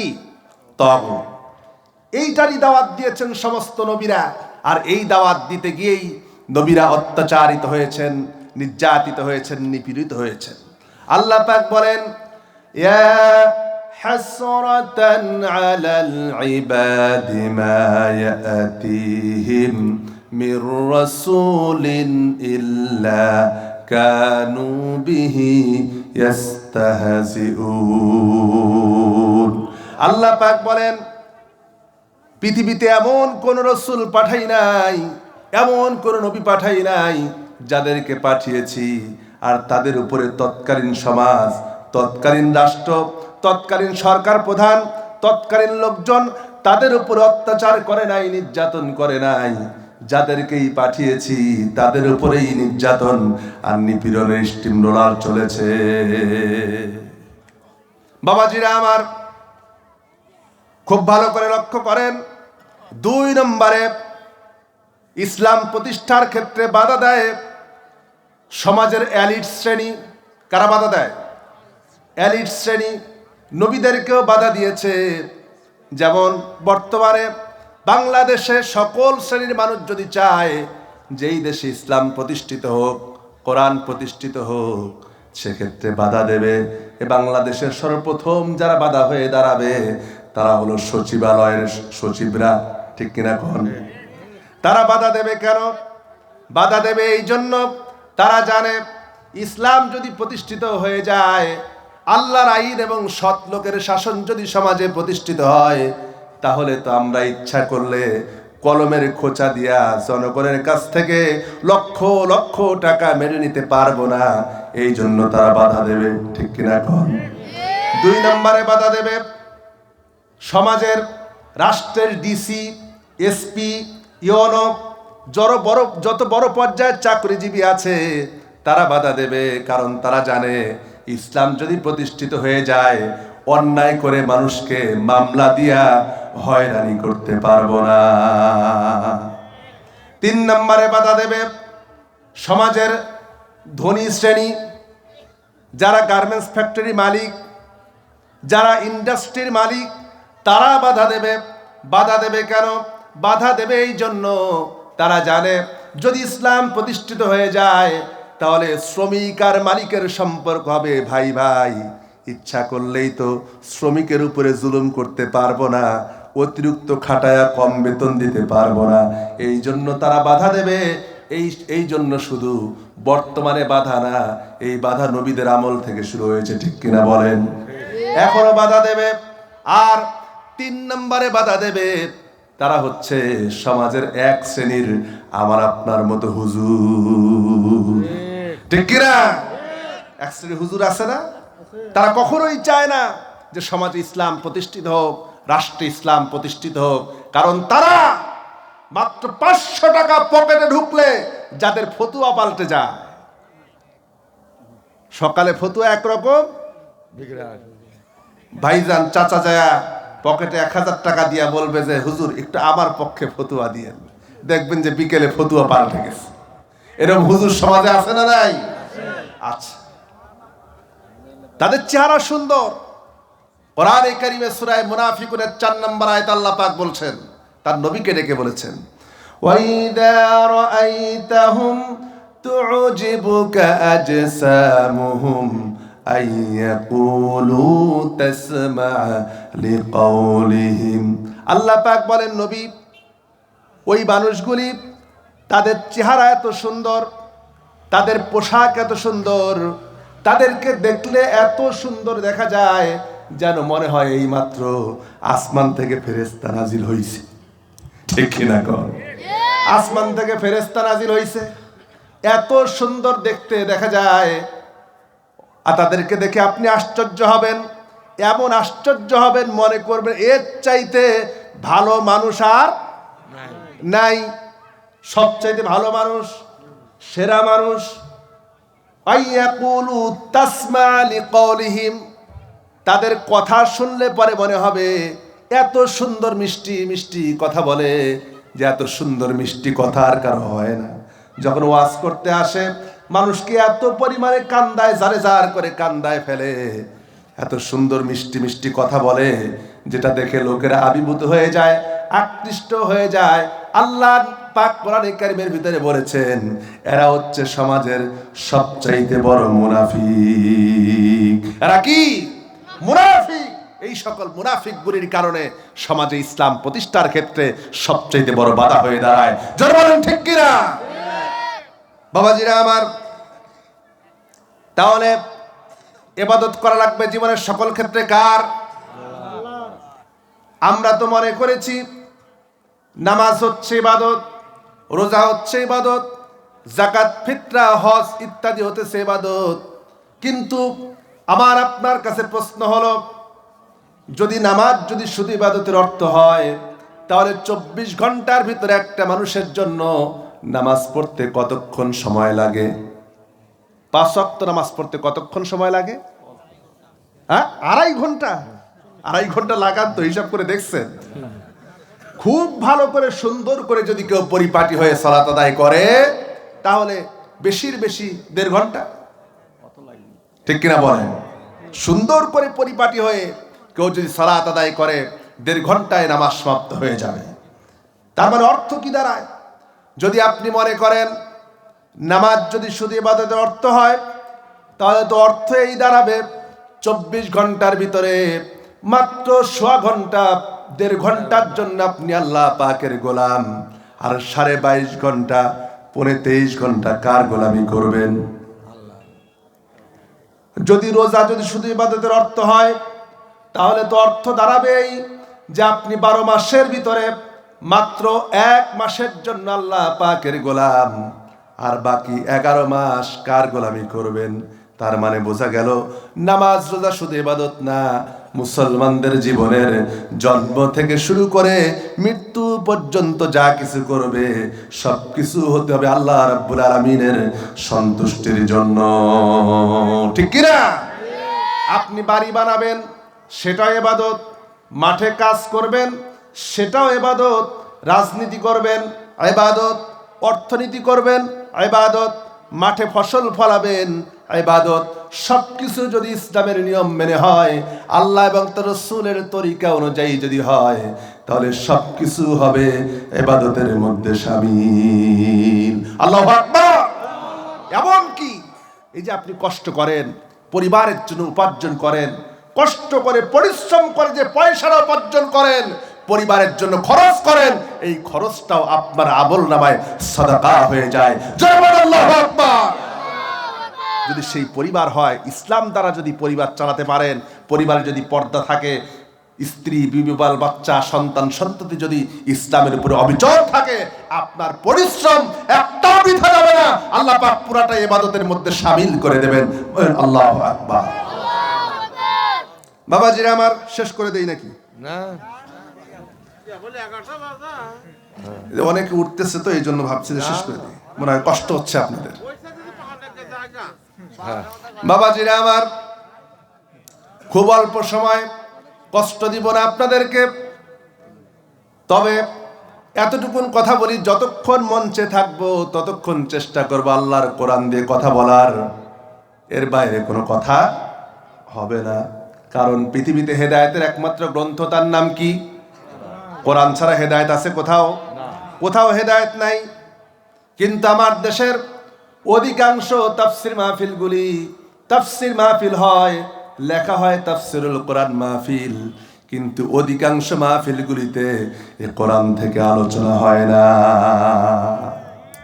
কিসসা কাহিনী, একটু হাসানো, একটু কৌতুক, একটু কান্দানো, এরপরে কোথায় থেকে এক আজগবি ঘটনা নিয়ে আসে, যে ঘটনা কোনো হাদিসেও নাই, কোরআনেও নাই। শ্রোতারা চিন্তা করে, সর্বনাশ, এই ঘটনা তো কোনোদিন শুনি নাই। আরে বাবা, শুনবা কেমনি? ঘটনা তো কোনো হাদিসে নাই। শুনে খুব কান সুখ হয়, আসলে হেদায়েত হয় না। আল্লাহ রাব্বুল আলামিন শুআয়ব আলাইহিস সালামের কথা বলছিলাম, তিনি তার জাতিকে 2 নম্বর দফা দাওয়াত দিলেন। 2 নম্বর দাওয়াত দিলেন। আল্লাহ পাক বলছেন, আল্লাহ রাব্বুল আলামিন কোরআনে কারীমের ভিতরে বলছেন, قد جاءتكم بينة من ربكم فأوفوا الكيل والميزان। আল্লাহু আকবার। 2 নম্বর দফা দাওয়াত দিলেন, ও আমার জাতি, ওজনে পরিপূর্ণ দাও, মাপে পরিপূর্ণ করে দাও। এই দাওয়াতের পিছনে কারণ হলো, শুআয়ব আলাইহিস সালামের জাতি মাদিয়ানবাসী, তাদের কাজ ছিল 2টা। 1 নম্বর হলো তারা ব্যবসা করত, আর 2 নম্বরে তারা মাঠে ফসল ফলাতো। কিন্তু ব্যবসা করতে যে তারা ওজনে কম বেশি করত। আমাদের দেশের ব্যবসায়ীরা ওজনে মোটেও কম বেশি করে না, হ্যাঁ, কোনো ভেজাল দেয় না। অন্তত পক্ষে এই শিমুলতলা বাজারের লোকজন দেয় না? দেয়? বাবাজিরা আমার, কাজে ফাঁকি দেয় না। গৃহস্থ শ্রমিক নিয়েছেন আপনি, আপনি যার শ্রম হলেন, শ্রমিক হলেন, গৃহস্থ আপনাকে কাজে নিয়েছে। কিন্তু গৃহস্থ যদি থাকে সামনে, 16 আনা কাজ হয়, আর গৃহস্থ যদি না থাকে, রেস্ট নেওয়ার সময় শেষ হয় না। ঠিক কিনা কোন? সারাদিন যদি 8 ঘন্টা কাজ থাকে, 4 ঘন্টা রেস্ট, আর 4 ঘন্টা কাজ। এইরকম শ্রমিক বুঝি নাই। তার মানে এখানেও পরিমাপে কম বেশি করলেন। আপনার দায়িত্ব ছিল পরিপূর্ণরূপে আদায় করা, পরিপূর্ণরূপে করলেন না, তার মানে মিজান ঠিক মতো হলো না। অফিসে ডিউটি করেন, আপনার সময় হচ্ছে সকাল 8টা থেকে বিকাল 4টা পর্যন্ত সরকারি ডিউটি, অথবা সকাল 10টা থেকে বিকাল 5টা পর্যন্ত অফিসের ডিউটি। কিন্তু যে বড় অফিসার, সে মনে করে আমি তো বড় অফিসার, আমার এত আগে যাইয়া কি হবে। সে চিন্তা করে আমি 10টার অফিস 12টায় যাব, 1টার সময় ফিরে আসব, বেতন নিব মাসে 1.5 লাখ। আছে না নাই? আছে। তার মানে এই বেতনটা কি তার জন্য হালাল না হারাম? হারাম। আল্লাহ পাক বলছেন ফাআউফুল কাইলা ওয়াল মিজান, যতটুকুন দায়িত্ব ওজনে পরিপূর্ণ করে দাও, মাপে পরিপূর্ণ দাও। আল্লাহ রাব্বুল আলামিন মাপে যারা কম বেশি করে, ওজনে যারা কম বেশি করে, তাদের ব্যাপারে কোরআনে কারিমে 30 নম্বর পারার ভিতরে একটা আলাদা সূরাই নাজিল করেছেন। জোরে বলেন আল্লাহু আকবার। আল্লাহ রাব্বুল আলামিন বলছেন সূরার নাম সূরা মুতাফফিফিন। কি নাম? সূরা মুতাফফিফিন। এই সূরাটি ওজনে যারা কম বেশি করে, মাপে যারা কম বেশি করে, পরিমাপে যারা কম বেশি করে, তাদের জন্য এই সূরাটি নাজিল করা হয়েছে। আল্লাহ রাব্বুল আলামিন বলেন ওয়াইলুল লিল মুতাফফিফিন আল্লাযীনা ইযা ইকতালু আলান নাসি ইস্তাওফুন ওয়া ইযা কালুহুম আও ওয়াজানুহুম ইউখসিরুন। আল্লাহু আকবার। আল্লাহ রাব্বুল আলামিন বলেন ধ্বংস ওই সকল ব্যবসায়ীদের জন্য, ওই সকল কর্মজীবীদের জন্য, ওয়াইল নামক জাহান্নাম ওই সকল ব্যবসায়ীদের জন্য, ওই সকল কর্মজীবীদের জন্য যারা নাকি মাপে কম বেশি করে, পরিমাপে কম বেশি করে। জোরে কোন নাউজুবিল্লাহ। ওয়াইদা কালুহুম আও ওয়াজানুহুম ইউখসিরুন, তারা যখন মানুষকে কোনো মাল মেপে দেয়, দেওয়ার সময় কম দেয়, আর যখন তারা মানুষের কাছ থেকে মেপে নেয়, নেওয়ার সময় বেশি নেয়। আমাদের দেশে শুধু বেশি নেওয়া না, কম শুধু দেওয়া না। গোশতের দোকানে যাবেন, মাছের দোকানে যাবেন, মনে করেন আপনার এলাকার মুরব্বী চাচা মিয়া, এখানে তো মঞ্চে মুরব্বীরা বসে আছেন, মুরব্বীদেরকে দেখলে পরে, বিশেষ করে মাছওয়ালা গোস্তওয়ালা বাজারে যারা থাকে, তাদের এত আদর এত আপ্যায়ন দেখলে মনে হয় যেন তাদের মতো ভালো মানুষ আর নাই। সামনে যাওয়ার পরে চাচাকে ডেকে নিয়ে বলবে চাচা আপনি এলাকার মুরব্বী মানুষ, আমার দোকান থেকে গোস্ত কেনেন, আপনারা কি কম দিতে পারি নাকি?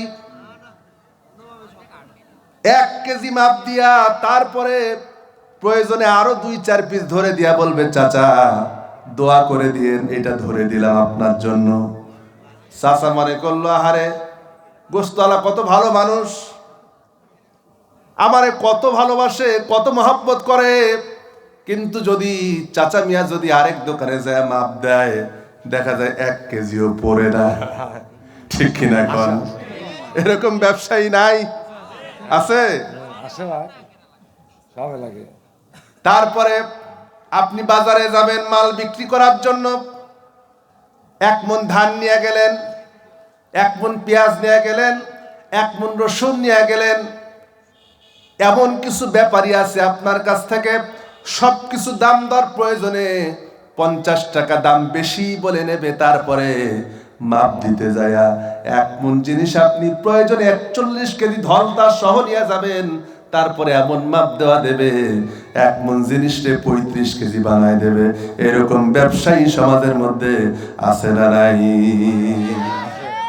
আল্লাহ পাক বলছেন শুআয়ব আলাইহিস সালামের জাতীয় এই কাজগুলি করত, এই জন্য আল্লাহ পাক শুআয়ব আলাইহিস সালাম তাদেরকে 2 নম্বর দফা দাওয়াত দিলেন ওয়াউফুল কাইলা ওয়াল মিজান, ওজন এবং পরিমাপে কম বেশি করো না। ভাইরা আমার, মুরব্বী বাবাজিরা আমার, খুব ভালো করে লক্ষ্য করেন। এরপরে আল্লাহ পাক দাওয়াত দিলেন, শুআয়ব আলাইহিস সালাম 3 নম্বর দাওয়াত দিলেন ওয়ালা তাবখাসুন নাসা আশয়াআহুম, আর মানুষকে মাল বিক্রি করার সময় মানুষের সঙ্গে ধোঁকাবাজি করো না। কেমন ধোঁকাবাজি? কৃষক গেছে মাল বিক্রি করার জন্য, গম নিয়ে গেছে, রসুন নিয়ে গেছে, ধান নিয়ে গেছে, উপরে সব বস্তার উপরে প্যাকেট করার পরে বস্তার উপরে সব বড় বড় রসুনগুলি, পেঁয়াজগুলি, সুন্দর ধানগুলি, চিটা ছাড়া ধানগুলি উপরে, আর নিচের দিকে কি থাকে? চিটা। এইরকম কৃষক আমাদের সমাজে একটাও নাই। আছে? বাবাজিরা আমার, আল্লাহর হাবিব বিশ্বনবী মুহাম্মদ রাসূলুল্লাহ সাল্লাল্লাহু আলাইহি ওয়াসাল্লাম একবার মদিনার বাজারে গেলেন। মদিনার বাজারে যাওয়ার পরে দেখতে পেলেন একজন গ্রাম্য বেদুইন, গ্রাম্য লোক, সে বাজারের ভিতরে জব বিক্রি করতেছে। আল্লাহর হাবিব জবের বস্তার ভিতরে হাতটা ঢুকাই দিলেন। আল্লাহর হাবিব, মুসনাদ আহমদের হাদিস, আল্লাহর হাবিব জবের বস্তার মধ্যে হাতটা ঢুকাই দিলেন। ঢুকানোর পরে দেখতে পেলেন উপরের জবগুলি যদিও শুকনা, কিন্তু ভিতরের জবগুলি ভিজা। আল্লাহর হাবিব তাকে বললেন, তুমি মানুষের সঙ্গে প্রতারণা কেন করো? আল্লাহ নবীজি বললেন, যে ব্যক্তি মানুষের সঙ্গে প্রতারণা করে সে আমার উম্মত হতে পারে না। উম্মত নয়, যে মানুষের সঙ্গে প্রতারণা করে, মানুষকে ঠকায়। লোকটা তো বাঁচার জন্য কত কথাই বলে। বাঁচার জন্য বলল, ইয়া রাসূলুল্লাহ, ইয়া হাবিবাল্লাহ, কিছুক্ষণ আগে বৃষ্টি হয়েছিল, বৃষ্টির কারণে জবগুলি ভিজে গিয়েছে, এরপর রোদ বের হয়েছে, উপরেরটা শুকায়েছে কিন্তু ভিতরেরটা ভিজা আছে। নবীজি বললেন, যখন তোমার কাছে খরিদ্দার আসতেছে তুমি তো ইচ্ছা করলে পরে এইটাকে মিক্সার করে রাখতে পারতে, তা কেন করো নাই? আমার বাবাজিরা, আমাদের দেশে বুড়া হয়ে যায় 80 বছর বয়স, মুরব্বী মানুষ দোকানদারি করে, ব্যবসা করে, তারপরেও ভেজাল করে, আছে না নাই? এদের সেদিন দেখলাম খাদ্য অধিদপ্তর থেকে এক দোকানে গেছে পরীক্ষা করার জন্য, দেখার জন্য, ভেজাল পাইছে। ভেজাল পাওয়ার পরে এবার দোকানদার যিনি মুরব্বী মানুষ, বয়স মোটামুটি 80-র কাছাকাছি হবে, অনেকেই হয়তো দেখেছেন 80-র কাছাকাছি বয়স, দোকানে ভেজাল পাওয়ার কারণে মুরব্বীকে দুদক অফিসার জিজ্ঞেস করছে, এইগুলি কি? খাদ্য অধিদপ্তর অফিসার যখন জানতে চেয়েছে এ মালগুলি ভেজাল কেন, এ মালগুলির ভিতরে অসুবিধা কেন, এটা কেন বিক্রি করেন, তখন মুরব্বী বুকে হাত দিয়া বলতেছে, বাবাজি, আমার হাটে 5টা রিং পরানো আছে, আমার এগুলি জিজ্ঞেস করো না। হাটে 5টা রিং পরানো, কখন জানি মরে যায় ঠিক নাই, তারপর ভেজাল বিক্রি করতেছে, আর অফিসাররে বলতেছে, বাবাজি, আমার হাটে 5টা রিং পরানো, আমার এগুলি জিজ্ঞেস করুন, আমি এগুলি জানিটা দিই না।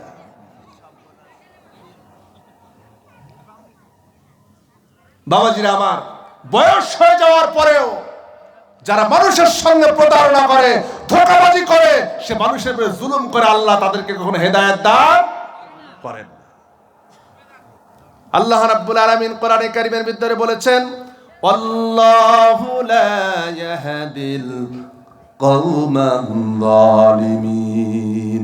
আল্লাহ কখনো যারা মানুষের উপরে জুলুম করে, মানুষের সম্পদকে নষ্ট করে, আল্লাহ তাদেরকে কখনোই হেদায়েত দান করেন না। হযরত ওমর রাদিয়াল্লাহু তাআলা আনহু, হযরত ওমর রাদিয়াল্লাহু তাআলা আনহু একবার আল্লাহর নবীর ঘরে প্রবেশ করলেন। আল্লাহর হাবিবের ঘরে প্রবেশ করে আল্লাহর নবীজিকে দেখলেন হুজুর কাঁদতেছেন, চোখ দিয়া পানি পড়তেছে। হযরত ওমর বলেন, হুজুর কাঁদেন কেন? হযরত ওমরকে আল্লাহ নবী বলেন, ওমর রে, এই মাত্র জিবরাইল এসেছিল, আর জিবরাইল এসে আমাকে কানে কানে বলে গেল যে আপনার উম্মতের ভিতরে যেই সকল মানুষগুলির দাড়ি পেকে গিয়েছে, চুলগুলি পেকে গিয়েছে, আল্লাহ রাব্বুল আলামিন ওই সকল বান্দাকে জাহান্নামে দিতে লজ্জাবোধ করে। ওই সকল বান্দারা যখন আল্লাহর দরবারে হাত তুলে দোয়া করে, আল্লাহ রাব্বুল আলামিন ওই হাতটাকে ফিরায় দিতে লজ্জাবোধ করেন। হযরত ওমর বলেন, হুজুর এটা তো বড় খুশখবরি, খুশির কথা, আপনি কাঁদেন কেন?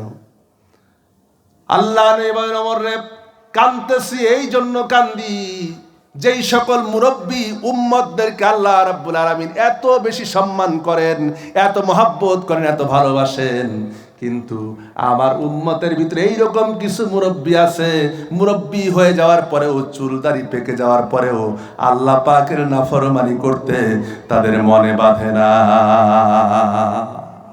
আছে না? মুরব্বী হয়ে গেছে, বয়স হয়ে গেছে, চশমা ছাড়া চোখে দেখে না, তারপরেও টেলিভিশনের দিকে হা করে তাকায়। রূপবানা দেখে, আছে না নাই? আছে না নাই? গান শোনে, যুবতী মেয়েদের নাচ দেখে, কি যে মজা পায়। আল্লাহ হেফাজত করবে না, আমিন। আজর বলেন আমিন। 3 নম্বরে 4 নম্বর দাওয়াত দিলেন। 4 নম্বর দাওয়াত দিলেন, ওয়ালা তুফসিদু ফিল আরদি বা'দা ইসলাহিহা। হযরত শুআয়ব আলাইহিস সালাম তার জাতিকে 4 নম্বর দাওয়াত দিলেন। আল্লাহর পক্ষ থেকে সমাজে শান্তি প্রতিষ্ঠিত হয়ে যাওয়ার পরে সেই সমাজের ভিতরে অশান্তি করো না, অন্যায় করো না, ফাসাদ তৈরি করো না, সেই সমাজের মানুষদেরকে বিপর্যয়ের মধ্যে ফেলে দিও না। এখন আপনাদেরকে জিজ্ঞেস করতে চাই, আপনাদের কাছে জানতে চাই, বিগত 24 সালের 5ই আগস্টের পরে আমাদের দেশের অধিকাংশ মানুষ মনে করেছিল যে এই বুঝি আমরা মুক্ত হলাম, ঠিক কিনা বলেন? মনে করেছিলাম এই বুঝি মুক্ত হলাম, সামনে আর আমাদের উপরে কেউ জুলুম করবে না, আমাদের উপরে কেউ নির্যাতন করবে না, নিপীড়ন করবে না, কোনো বাধা থাকবে না, স্বাধীন মতো জীবন যাপন করতে পারবো। কিন্তু আমরা দেখতে পেলাম কিছুদিন যেতে না যেতেই আগের চাঁদাবাজির চাইতে দ্বিগুণ চাঁদাবাজি সমাজে শুরু হয়ে গেল। আছে না নাই? হয়েছে কি হয় নাই? আল্লাহ পাক বলেছেন, ওয়ালা তুফসিদু ফিল আরদি বা'দা ইসলাহিহা। সমাজে শান্তি প্রতিষ্ঠার পয়গাম আসার পরে সেখানে অশান্তি তৈরি করো না। আজকে বাংলাদেশের চাঁদাবাজি, দুর্নীতি, টেন্ডারবাজি এমন কিচ্ছু নাই যে প্রতিদিন হয় না। প্রতিদিন খুন, ধর্ষণ, এমনকি গতকালকেও আমার রাজশাহীতে একজন ছেলেকে কুপিয়ে হত্যা করা হয়েছে। আহা, এটা মানুষের জীবনের দাম নাই? যাদের কাছে যারা আজকে নিজের দলের কাছে নিজের লোক নিরাপদ না, তারা নিজেরা মারামারি করে যাওয়া পর্যন্ত 1জন না 2জন না 200-র উপরে হত্যা করেছে, ঠিক কিনা? আজকে যাদের কাছে নিজের দলের লোক নিরাপদ নয়, নিজের দেশের লোক নিরাপদ নয়, আল্লাহর কসম করে বলি তারা ক্ষমতা আসছে বলে দেশের নিরাপত্তা দিতে পারবে না। ঠিক কিনা? আজকে এই সমাজকে যখন আমরা একটি সুন্দর সমাজের স্বপ্ন দেখি, সুন্দর একটি রাষ্ট্রের স্বপ্ন দেখি, সুন্দর একটি দেশের স্বপ্ন দেখি, তখন তারা সেই স্বপ্নকে ধূলিসাৎ করে দেওয়ার জন্য সর্বোচ্চ চেষ্টা করছে। যারা বলেন ঠিক কিনা? আল্লাহ পাক এর পরে দেখেন শুআয়ব আলাইহিস সালামের জাতির সঙ্গে আমাদের কতগুলি বৈশিষ্ট্য মিলে যায়, এবার সামনে টের পাবেন। আল্লাহ রাব্বুল আলামিন এই সমাজের ভিতরে আজকে যারা এই সমাজে শান্তি প্রতিষ্ঠিত করতে চায়, এরকম একটি শ্রেণী আছে না নাই?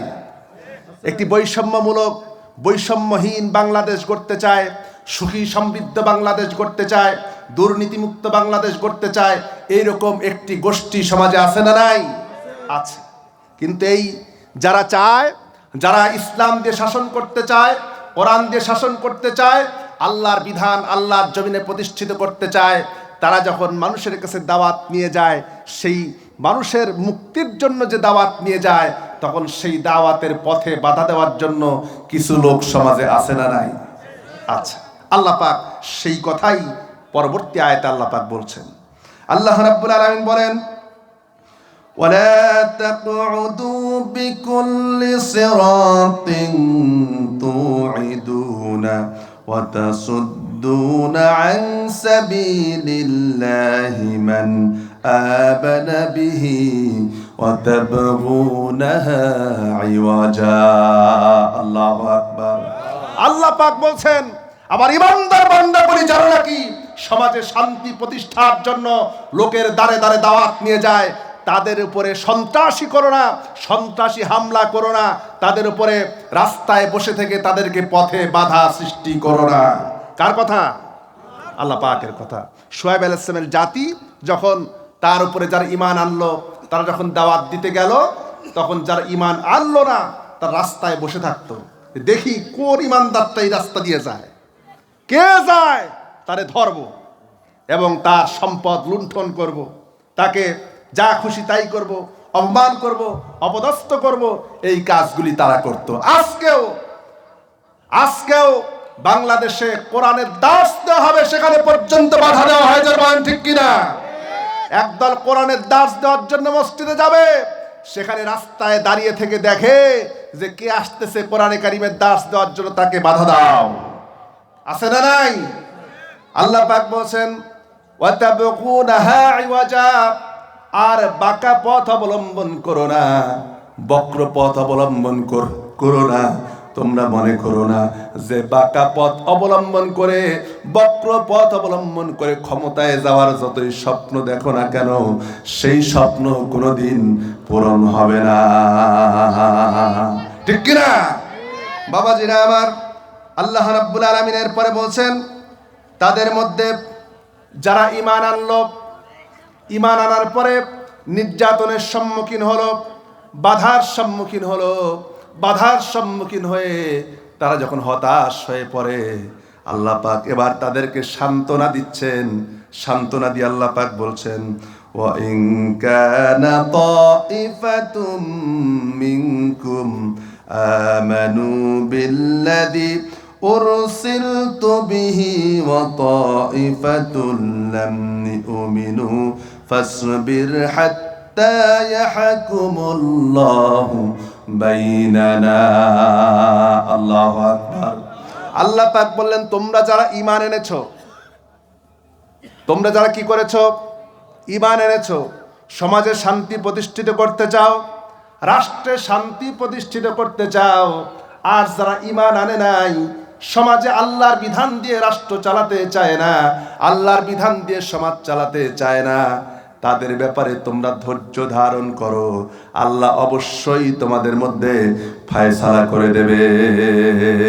ঈমান নিয়ে টিকে থাকো, আল্লাহ পাক অবশ্যই অবশ্যই তোমাদেরকে বিজয় দান করবেন। সবাই আসতেছে, জনগণ, ঠিক কিনা? আমার বাবাজিরা, এরপরে তারা যখন ঈমানের উপরে টিকে থাকলো, সমাজে শান্তি প্রতিষ্ঠার জন্য যখন কাজ করলো শোয়েব আলাইহিস সালামের জাতি, তখন সেই সমাজের যারা নেতা ছিল, কি ছিল? সেই সমাজের যারা অহংকারী নেতা ছিল, যারা মনে করত শোয়েব আলাইহিস সালামের জাতির মধ্যে, যারা মনে করত যে আগামী সময় আসলে পরে 300 আসনের মধ্যে 280টা আমরাই পাবো, বাংলাদেশেরা কিন্তু শোয়েব আলাইহিস সালামের জাতি আর কি, তা যারা মনে করতো যে আমরাই তো যাব, সব তো আমাদের, আমরাই তো সামনে সরকার গঠন করব, তারা কি করলো?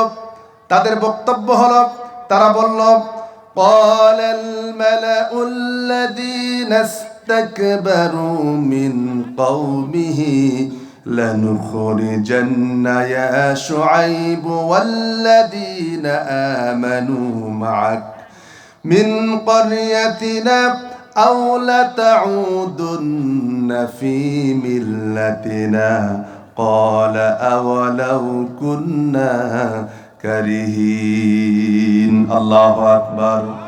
আল্লাহ রাব্বুল আলামিন বললেন ওয়াকালাল মালাউ, তাদের নেতারা বলল, কারা বলল? তাদের নেতারা বলল আল্লাযীনা ইসতাকবারু, যারা অহংকার করেছিল, মনে করলো যে আমরাই সব, আমরাই সমাজের সব, আমরাই সব কিছু পরিচালনা করব, আমরাই প্রশাসন পরিচালনা করব, আমরাই রাষ্ট্র পরিচালনা করব। যারা এরকম অহংকার করলো, তারা বলল মিন কওমিহি লানুখরিজান্না ইয়া শুআইব ওয়াল্লাযীনা আমানু, আমরা শুআইবকে এবং তার উপরে যারা ঈমান এনেছে তাদেরকে লানুখরিজান্না, অবশ্যই অবশ্যই এই গ্রাম থেকে, এই দেশ থেকে বের করে দেব। তারা বলল তাদেরকে দেশ থেকে বের করে দেব। আর বর্তমানে নেতারা বলে যে তাদেরকে দেশ থেকে শুধু বের করব না, সরাসরি পাকিস্তান নাকি পাঠায় দেবে। আছে না নাই? জার্মান আছে না নাই? রাগ করতেছেন আপনারা? বেজার হচ্ছেন? কথা কোথায় থেকে হচ্ছে? কোরআন থেকে। যদি মিলে যায়, আমার তো কিছু করার নাই, ঠিক না? বাবাজিরা আমার, তারা বলল যদি আমাদের পক্ষে যদি না আসো, আওলা তাউদুন্না ফি মিল্লাতিনা, যদি আমাদের পক্ষে না আসো, আমাদের দলে মিছিলে যদি না যাও, আমাদের স্লোগানে যদি না যাও, আমাদের সঙ্গে যদি চলাফেরা না করো, তাহলে কি করব? তোমাদেরকে দেশ থেকে বের করে দিব। কিন্তু শুআয়ব আলাইহিস সালাম কি ভয় পাইলেন? ভয় পেলেন? শুআয়ব আলাইহিস সালাম কি বললেন? ক্বালা আওয়ালাউ কুন্না কারিহিন। শুআয়ব আলাইহিস সালাম বললেন, দেখি তোমরা কতদূর করতে পারো, করতে থাকো, তোমরা কতদূর করতে পারো দেখি। শুআয়ব আলাইহিস সালাম ভরসা করলেন আল্লাহর উপরে। পরবর্তী আয়াতে আল্লাহ রাব্বুল আলামিন বলেন, ওয়াসিআ রাব্বুনা কুল্লা শাইইন ইলমা আলাল্লাহি তাওয়াক্কালনা রাব্বানা ইফতাহ বাইনানা ওয়া বাইনা কওমিনা বিল হক ওয়া আনতা খায়রুল ফাতিহিন। আল্লাহু আকবার। শুআয়ব আলাইহিস সালাম বললেন, আমি ভরসা করলাম আল্লাহর উপরে। ভরসা কার উপরে? ইমানদাররা ভরসা করবে কার উপরে? যত বড় বাধা আসুক ভয় করবেন, চিন্তা করবেন, টেনশন করবেন। আল্লাহ পাক বলছেন, ওয়ালা তাহিনু ওয়ালা তাহজানু ওয়া আনতুমুল আ'লাউনা ইন কুনতুম মুমিনিন। আল্লাহু আকবার। আল্লাহ পাক বলেন, কোনো ভয় নাই, কোনো চিন্তা নাই, যদি তোমরা শুধু মুমিন হতে পারো আর আল্লাহর উপরে যদি ভরসা করতে পারো, আমি আল্লাহ রাব্বুল আলামিন অবশ্যই অবশ্যই তোমাদেরকে বিজয়ী করব। জোরে বলেন আল্লাহু আকবার। জোরে বলেন আল্লাহু আকবার। বিজয়ী করবেন আল্লাহ রাব্বুল আলামিন। তিনি বলেন, আমরা আল্লাহর উপরে ভরসা করলাম। ইমানদাররা ভরসা করবে আল্লাহর উপরে। তখন ওই কাফেররা বলল, যারা অস্বীকার করলো, যারা সমাজে শান্তি প্রতিষ্ঠিত চায় না, যারা মনে করে চাঁদাবাজি আমাদের ধর্ম, চাঁদাবাজি না করলে পরে তো দল টিকবে না, সংসার টিকবে না, যারা এটা মনে করে তারা বলল, وقال الملأ الذين كفروا من قومه لئن اتبعتم شعيبا إنكم إذا لخاسرون। الله أكبر। তাদের নেতারা বলল, নেতারা তখন বলল, তোমরা যদি সত্যি শুআয়বের অনুসরণ করো, তোমরা যদি সত্যি সত্যি যদি সমাজে ইসলাম প্রতিষ্ঠার জন্য কাজ করো আর নেতাদের অনুসরণ যদি করো, তাহলে তোমাদেরকে কি করব? ক্ষমতায় তো আমরা যাবই, যাওয়ার পরে আমরা তোমাদেরকে ক্ষতিগ্রস্ত করব, তোমাদের ব্যবসা ধ্বংস করে দেব, তোমাদের বাড়ি ঘর ভেঙে দেব, তোমাদের ফসলগুলি জ্বালায় দেব, তোমাদের দোকানগুলি ভেঙে দেব, হোটেলগুলি ভেঙে দেব, ব্যবসা করলে পরে ব্যবসা নষ্ট করে দেব। এইভাবে করে তারা ভয় দেখালো যে আমরা তোমাদের অবশ্যই অবশ্যই ক্ষতি করব। এই ধরনের মানুষ বর্তমান সমাজে বুঝি নাই? আছে? বাবাজিরা আমার, আল্লাহ রাব্বুল আলামিন তারা যখন অস্বীকার করলো, অহংকার করলো, ইমানদার বান্দাদেরকে যখন তারা কষ্ট দিল, আল্লাহ রাব্বুল আলামিন তখন ধৈর্য ধরলেন। আল্লাহ পাক তখন ইমানদাররা যখন ধৈর্যের পরিচয় দিলেন, আল্লাহ পাক তখন তাদেরকে পাকড়াও করলেন। আল্লাহ পাক এবার বলছেন, ফাআখাদাতহুমুর রাজফাতু ফাসবাহু ফি দারিহিম জাসিমিন। আল্লাহু আকবার বলেন। ফাআখাদাতহুমুর রাজফা, আমি আল্লাহ পাক তখন এমন ভূমিকম্প দিলাম, ভূমিকম্প দিয়ে তাদেরকে পাকড়াও করলাম, ধরলাম, যে তারা সকাল বেলায় মনে হলো সব উপর হয়ে তাদের বাড়িঘর সুদ্ধা সব পড়ে গেল। অপরদিকে আল্লাহ পাক মুমিনদেরকে হেফাজত করলেন, বলেন আমিন। এমন ভাবে ধ্বংস করলেন, এমন ভাবে বিদায় করলেন যে সকাল বেলা মনে হলো না যে এখানে একটা বাড়ি ছিল, এই বাড়ি বলতে কোনো কিছু ছিল। আল্লাহ পাক একদম ধূলিসাৎ করে দিলেন, মাটির সঙ্গে মিশায় দিলেন। আল্লাহ পারেন কিনা? জরবান পারেন কিনা? সে আল্লাহ রাব্বুল আলামিন এখনো আছে না নাই? আমরা যদি ইমানদার হই, মুসলমান হই, প্রকৃত অর্থে মুজাহিদ হতে পারি, আল্লাহর কলামকে সঙ্গে নিয়ে আল্লাহ পাকের প্রতি ঈমান রেখে আল্লাহর উপরে তাওয়াক্কুল করে আগামীতে বাংলাদেশে ইসলাম প্রতিষ্ঠার জন্য, কোরআনের রাজকে প্রতিষ্ঠার জন্য, আল্লাহর জমিনে আল্লাহর দ্বীনকে প্রতিষ্ঠার জন্য সকলে ঐক্যবদ্ধ হয়ে ময়দানে যদি কাজ করতে পারি, অবশ্যই আল্লাহ পাক আগামী দিনে আমাদেরকে বিজয় দান করবেন। জনগণ ঠিক কিনা? সেই বিজয় অর্জনের জন্য, সেই বিজয়ের পথকে ত্বরান্বিত করার জন্য আগামী দিনে হযরত আবু বকর উত্তরসূরিরা, হযরত আলী উত্তরসূরিরা তারা ঐক্যবদ্ধভাবে কাজ করবে। কোন স্বৈরাচার, কোন জালিম, কোন মুরতাদ সামনে এসে মুসলমানদেরকে প্রতিহত করতে পারবে না। জোরে বলেন ঠিক কিনা? সেই সময়ে আমরা তো বিগত সময়ে দীর্ঘ সময় দেখেছি, 47-এর পর থেকে নিয়ে এ যাবৎ পর্যন্ত বাংলাদেশে অসংখ্যবার মানুষের আন্দোলনের জন্য, মুক্তির জন্য অসংখ্য লড়াই হয়েছে, কিন্তু জাতির মুক্তি এখনো হয় নাই। যারা বলেন ঠিক কিনা? মুক্তি পেতে হলে পারে, প্রকৃত মুক্তি পেতে হলে পারে, স্বাধীনতার স্বাদ পেতে হলে পারে, মানুষকে বৈষম্য মুক্ত জীবন দিতে হলে পারে, প্রত্যেকটি মানুষের অধিকার নিশ্চিত করতে হলে পারে আল্লাহর কোরআনের শাসন প্রতিষ্ঠার করে বিকল্প নাই। যারা বলেন ঠিক কিনা? এই কোরআনের শাসন প্রতিষ্ঠার করে বিকল্প আছে? সুতরাং কোরআনের শাসনকে প্রতিষ্ঠার জন্য, আল্লাহর জমিনে আল্লাহর রাজকে প্রতিষ্ঠার জন্য আগামীতে আমাদেরকে ঐক্যবদ্ধভাবে কাজ করতে হবে। সবাই কি রাজি আছেন? সবাই রাজি আছেন? আল্লাহ কবুল করে বলেন আমিন। লিল্লাহে তাকবীর, লিল্লাহে তাকবীর। যে আওয়াজ দিলেন এই আওয়াজে হয়? গলা বসে গেছে বাবাজি আমার। জি কিছু বললেন? না, আসলে আপনারা মনে খুব কষ্ট পাচ্ছেন।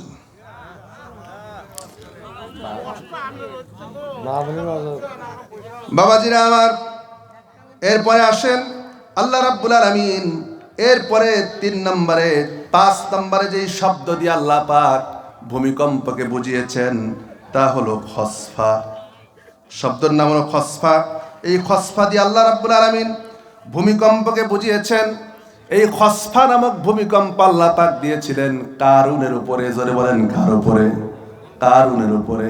আল্লাহ রাব্বুল আলামিন কোরআনে কারীমের ভিতরে বলছেন, ইন্না কারুনা কানা মিন কওমি মূসা ফাবাগা আলাইহিম ওয়া আতাইনাহু মিনাল কুনুজি মা ইন্না মাফাতিহাহু লাতানু বিল উসবাতি উলিল কুওয়া إذ قال له قومه لا تفرح إن الله لا يحب الفرحين الله أكبر আল্লাহ পাক বলছেন ইন্না কারুনা কানা মিন কওমি মূসা। কারুন ছিল মূসা আলাইহিস সালামের সম্প্রদায়ভুক্ত। কার সম্প্রদায়ভুক্ত? মূসা আলাইহিস সালামের সম্প্রদায়ভুক্ত ছিল কারুন।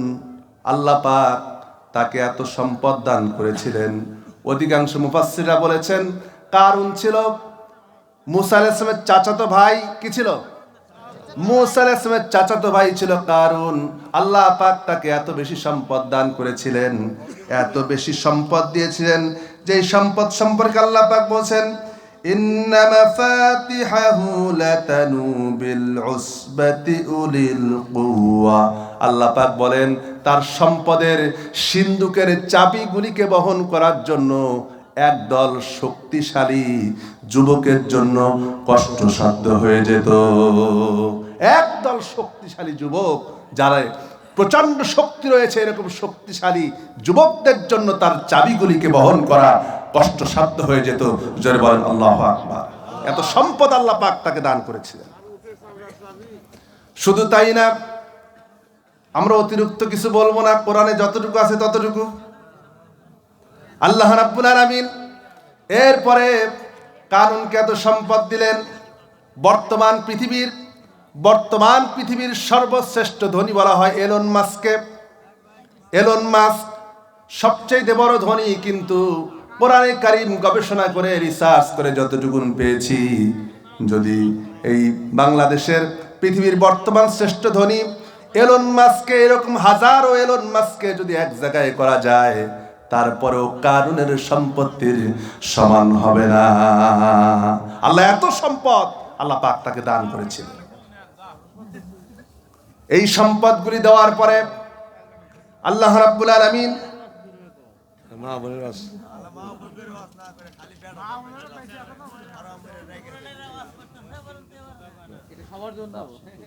বাবাজিরা আমার, এরপরে আসেন আল্লাহ রাব্বুল আলামিন তাকে যে সম্পদ দিলেন, আমাকে বিষয়ভিত্তিক কথা বলতে দেন। আমি যে বিষয় নিয়ে শুরু করছি সে বিষয়ের উপরেই কথা বলছি।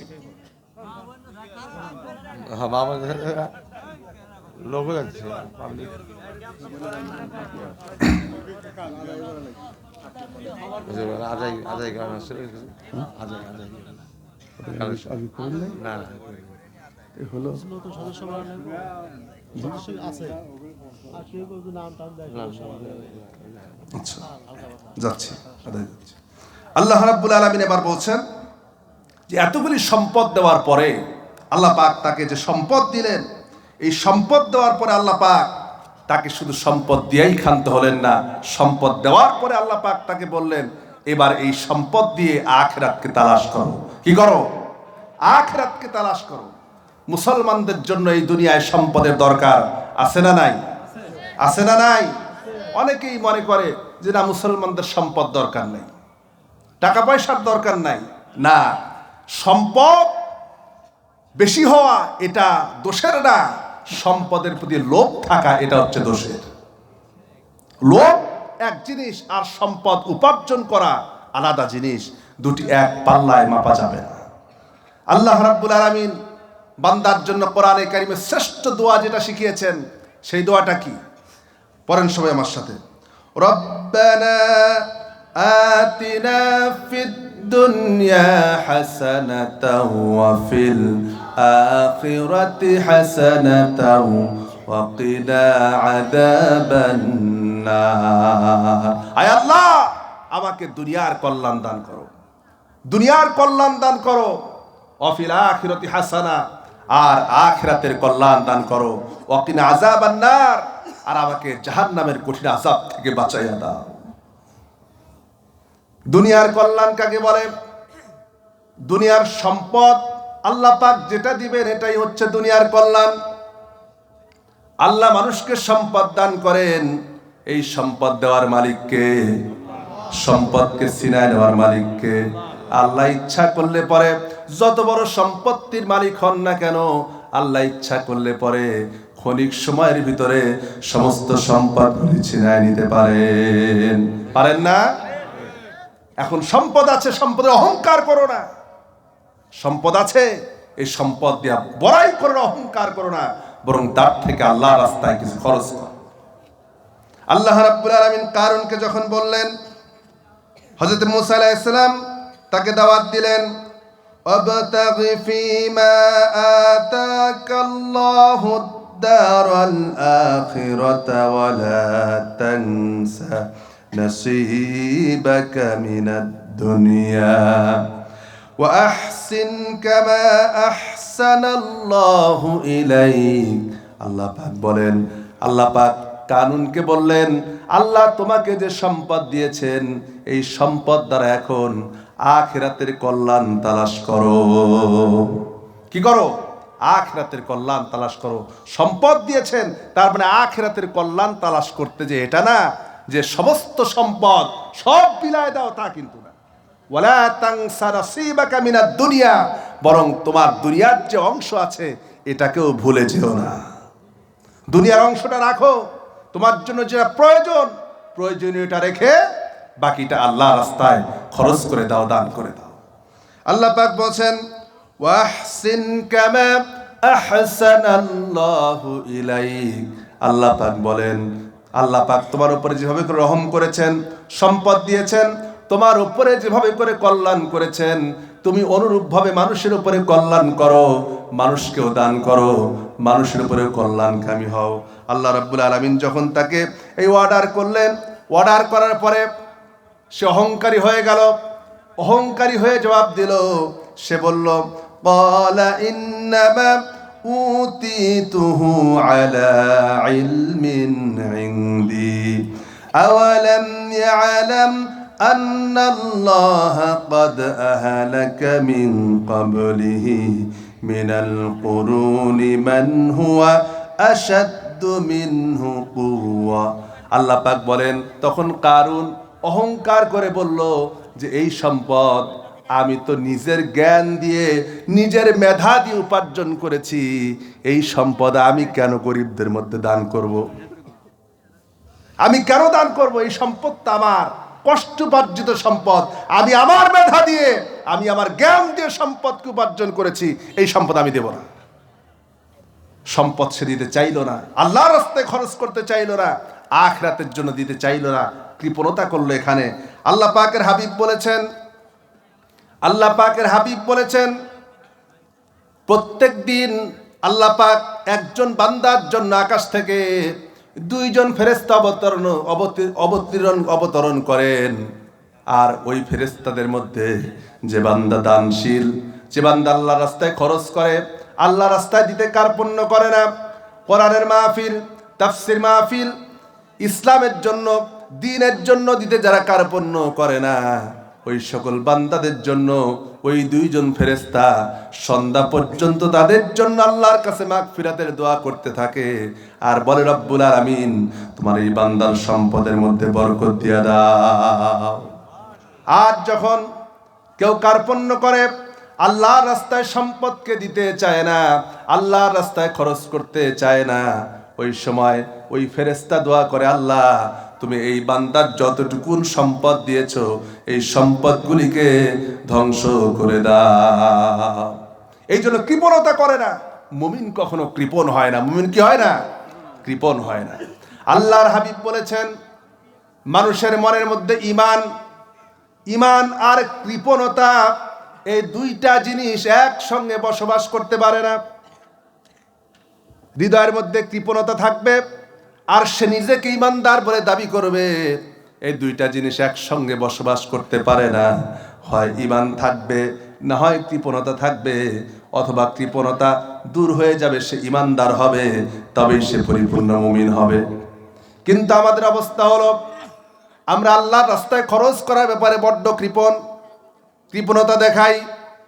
বাজারে গেলে পরে খরচ করতে বাধে না, মার্কেট করতে গেলে পরে খরচ করতে বাধে না, কিন্তু যখন আল্লাহর রাস্তায় যখন চাওয়া হয়, তাফসীর মাহফিলে যখন চাওয়া হয়, দ্বীনের জন্য যখন চাওয়া হয়, তখন অধিকাংশ মানুষগুলি হাতটাকে এমনভাবে মুষ্টিবদ্ধ করে যেমন হাতটাকে খুলতে চায় না। আল্লাহ পাক বলছেন, এই সকল বান্দাদের জন্য পরকালে বড় মুসিবত হয়ে যাবে। এই সম্পদগুলি তার জন্য মুসিবতের কারণ হবে, বিপদের কারণ হবে। আমরা কি চাই যে আমাদের সম্পদগুলি কিয়ামতে পরকালে মুসিবতের কারণ হোক? আমরা চাই? আমরা তো চাই না। এই সম্পদ যেন আল্লাহ পাক বলছেন, অবতাগি ফিমা আতাকাল্লাহু দারুল আখিরাহ, আল্লাহ তোমাকে যে সম্পদ দিয়েছেন এই সম্পদ দ্বারা আখিরাতকে তালাশ করো, পরকালকে তালাশ করো। আমরা সেই জন্য আজকের এই মাহফিলের জন্য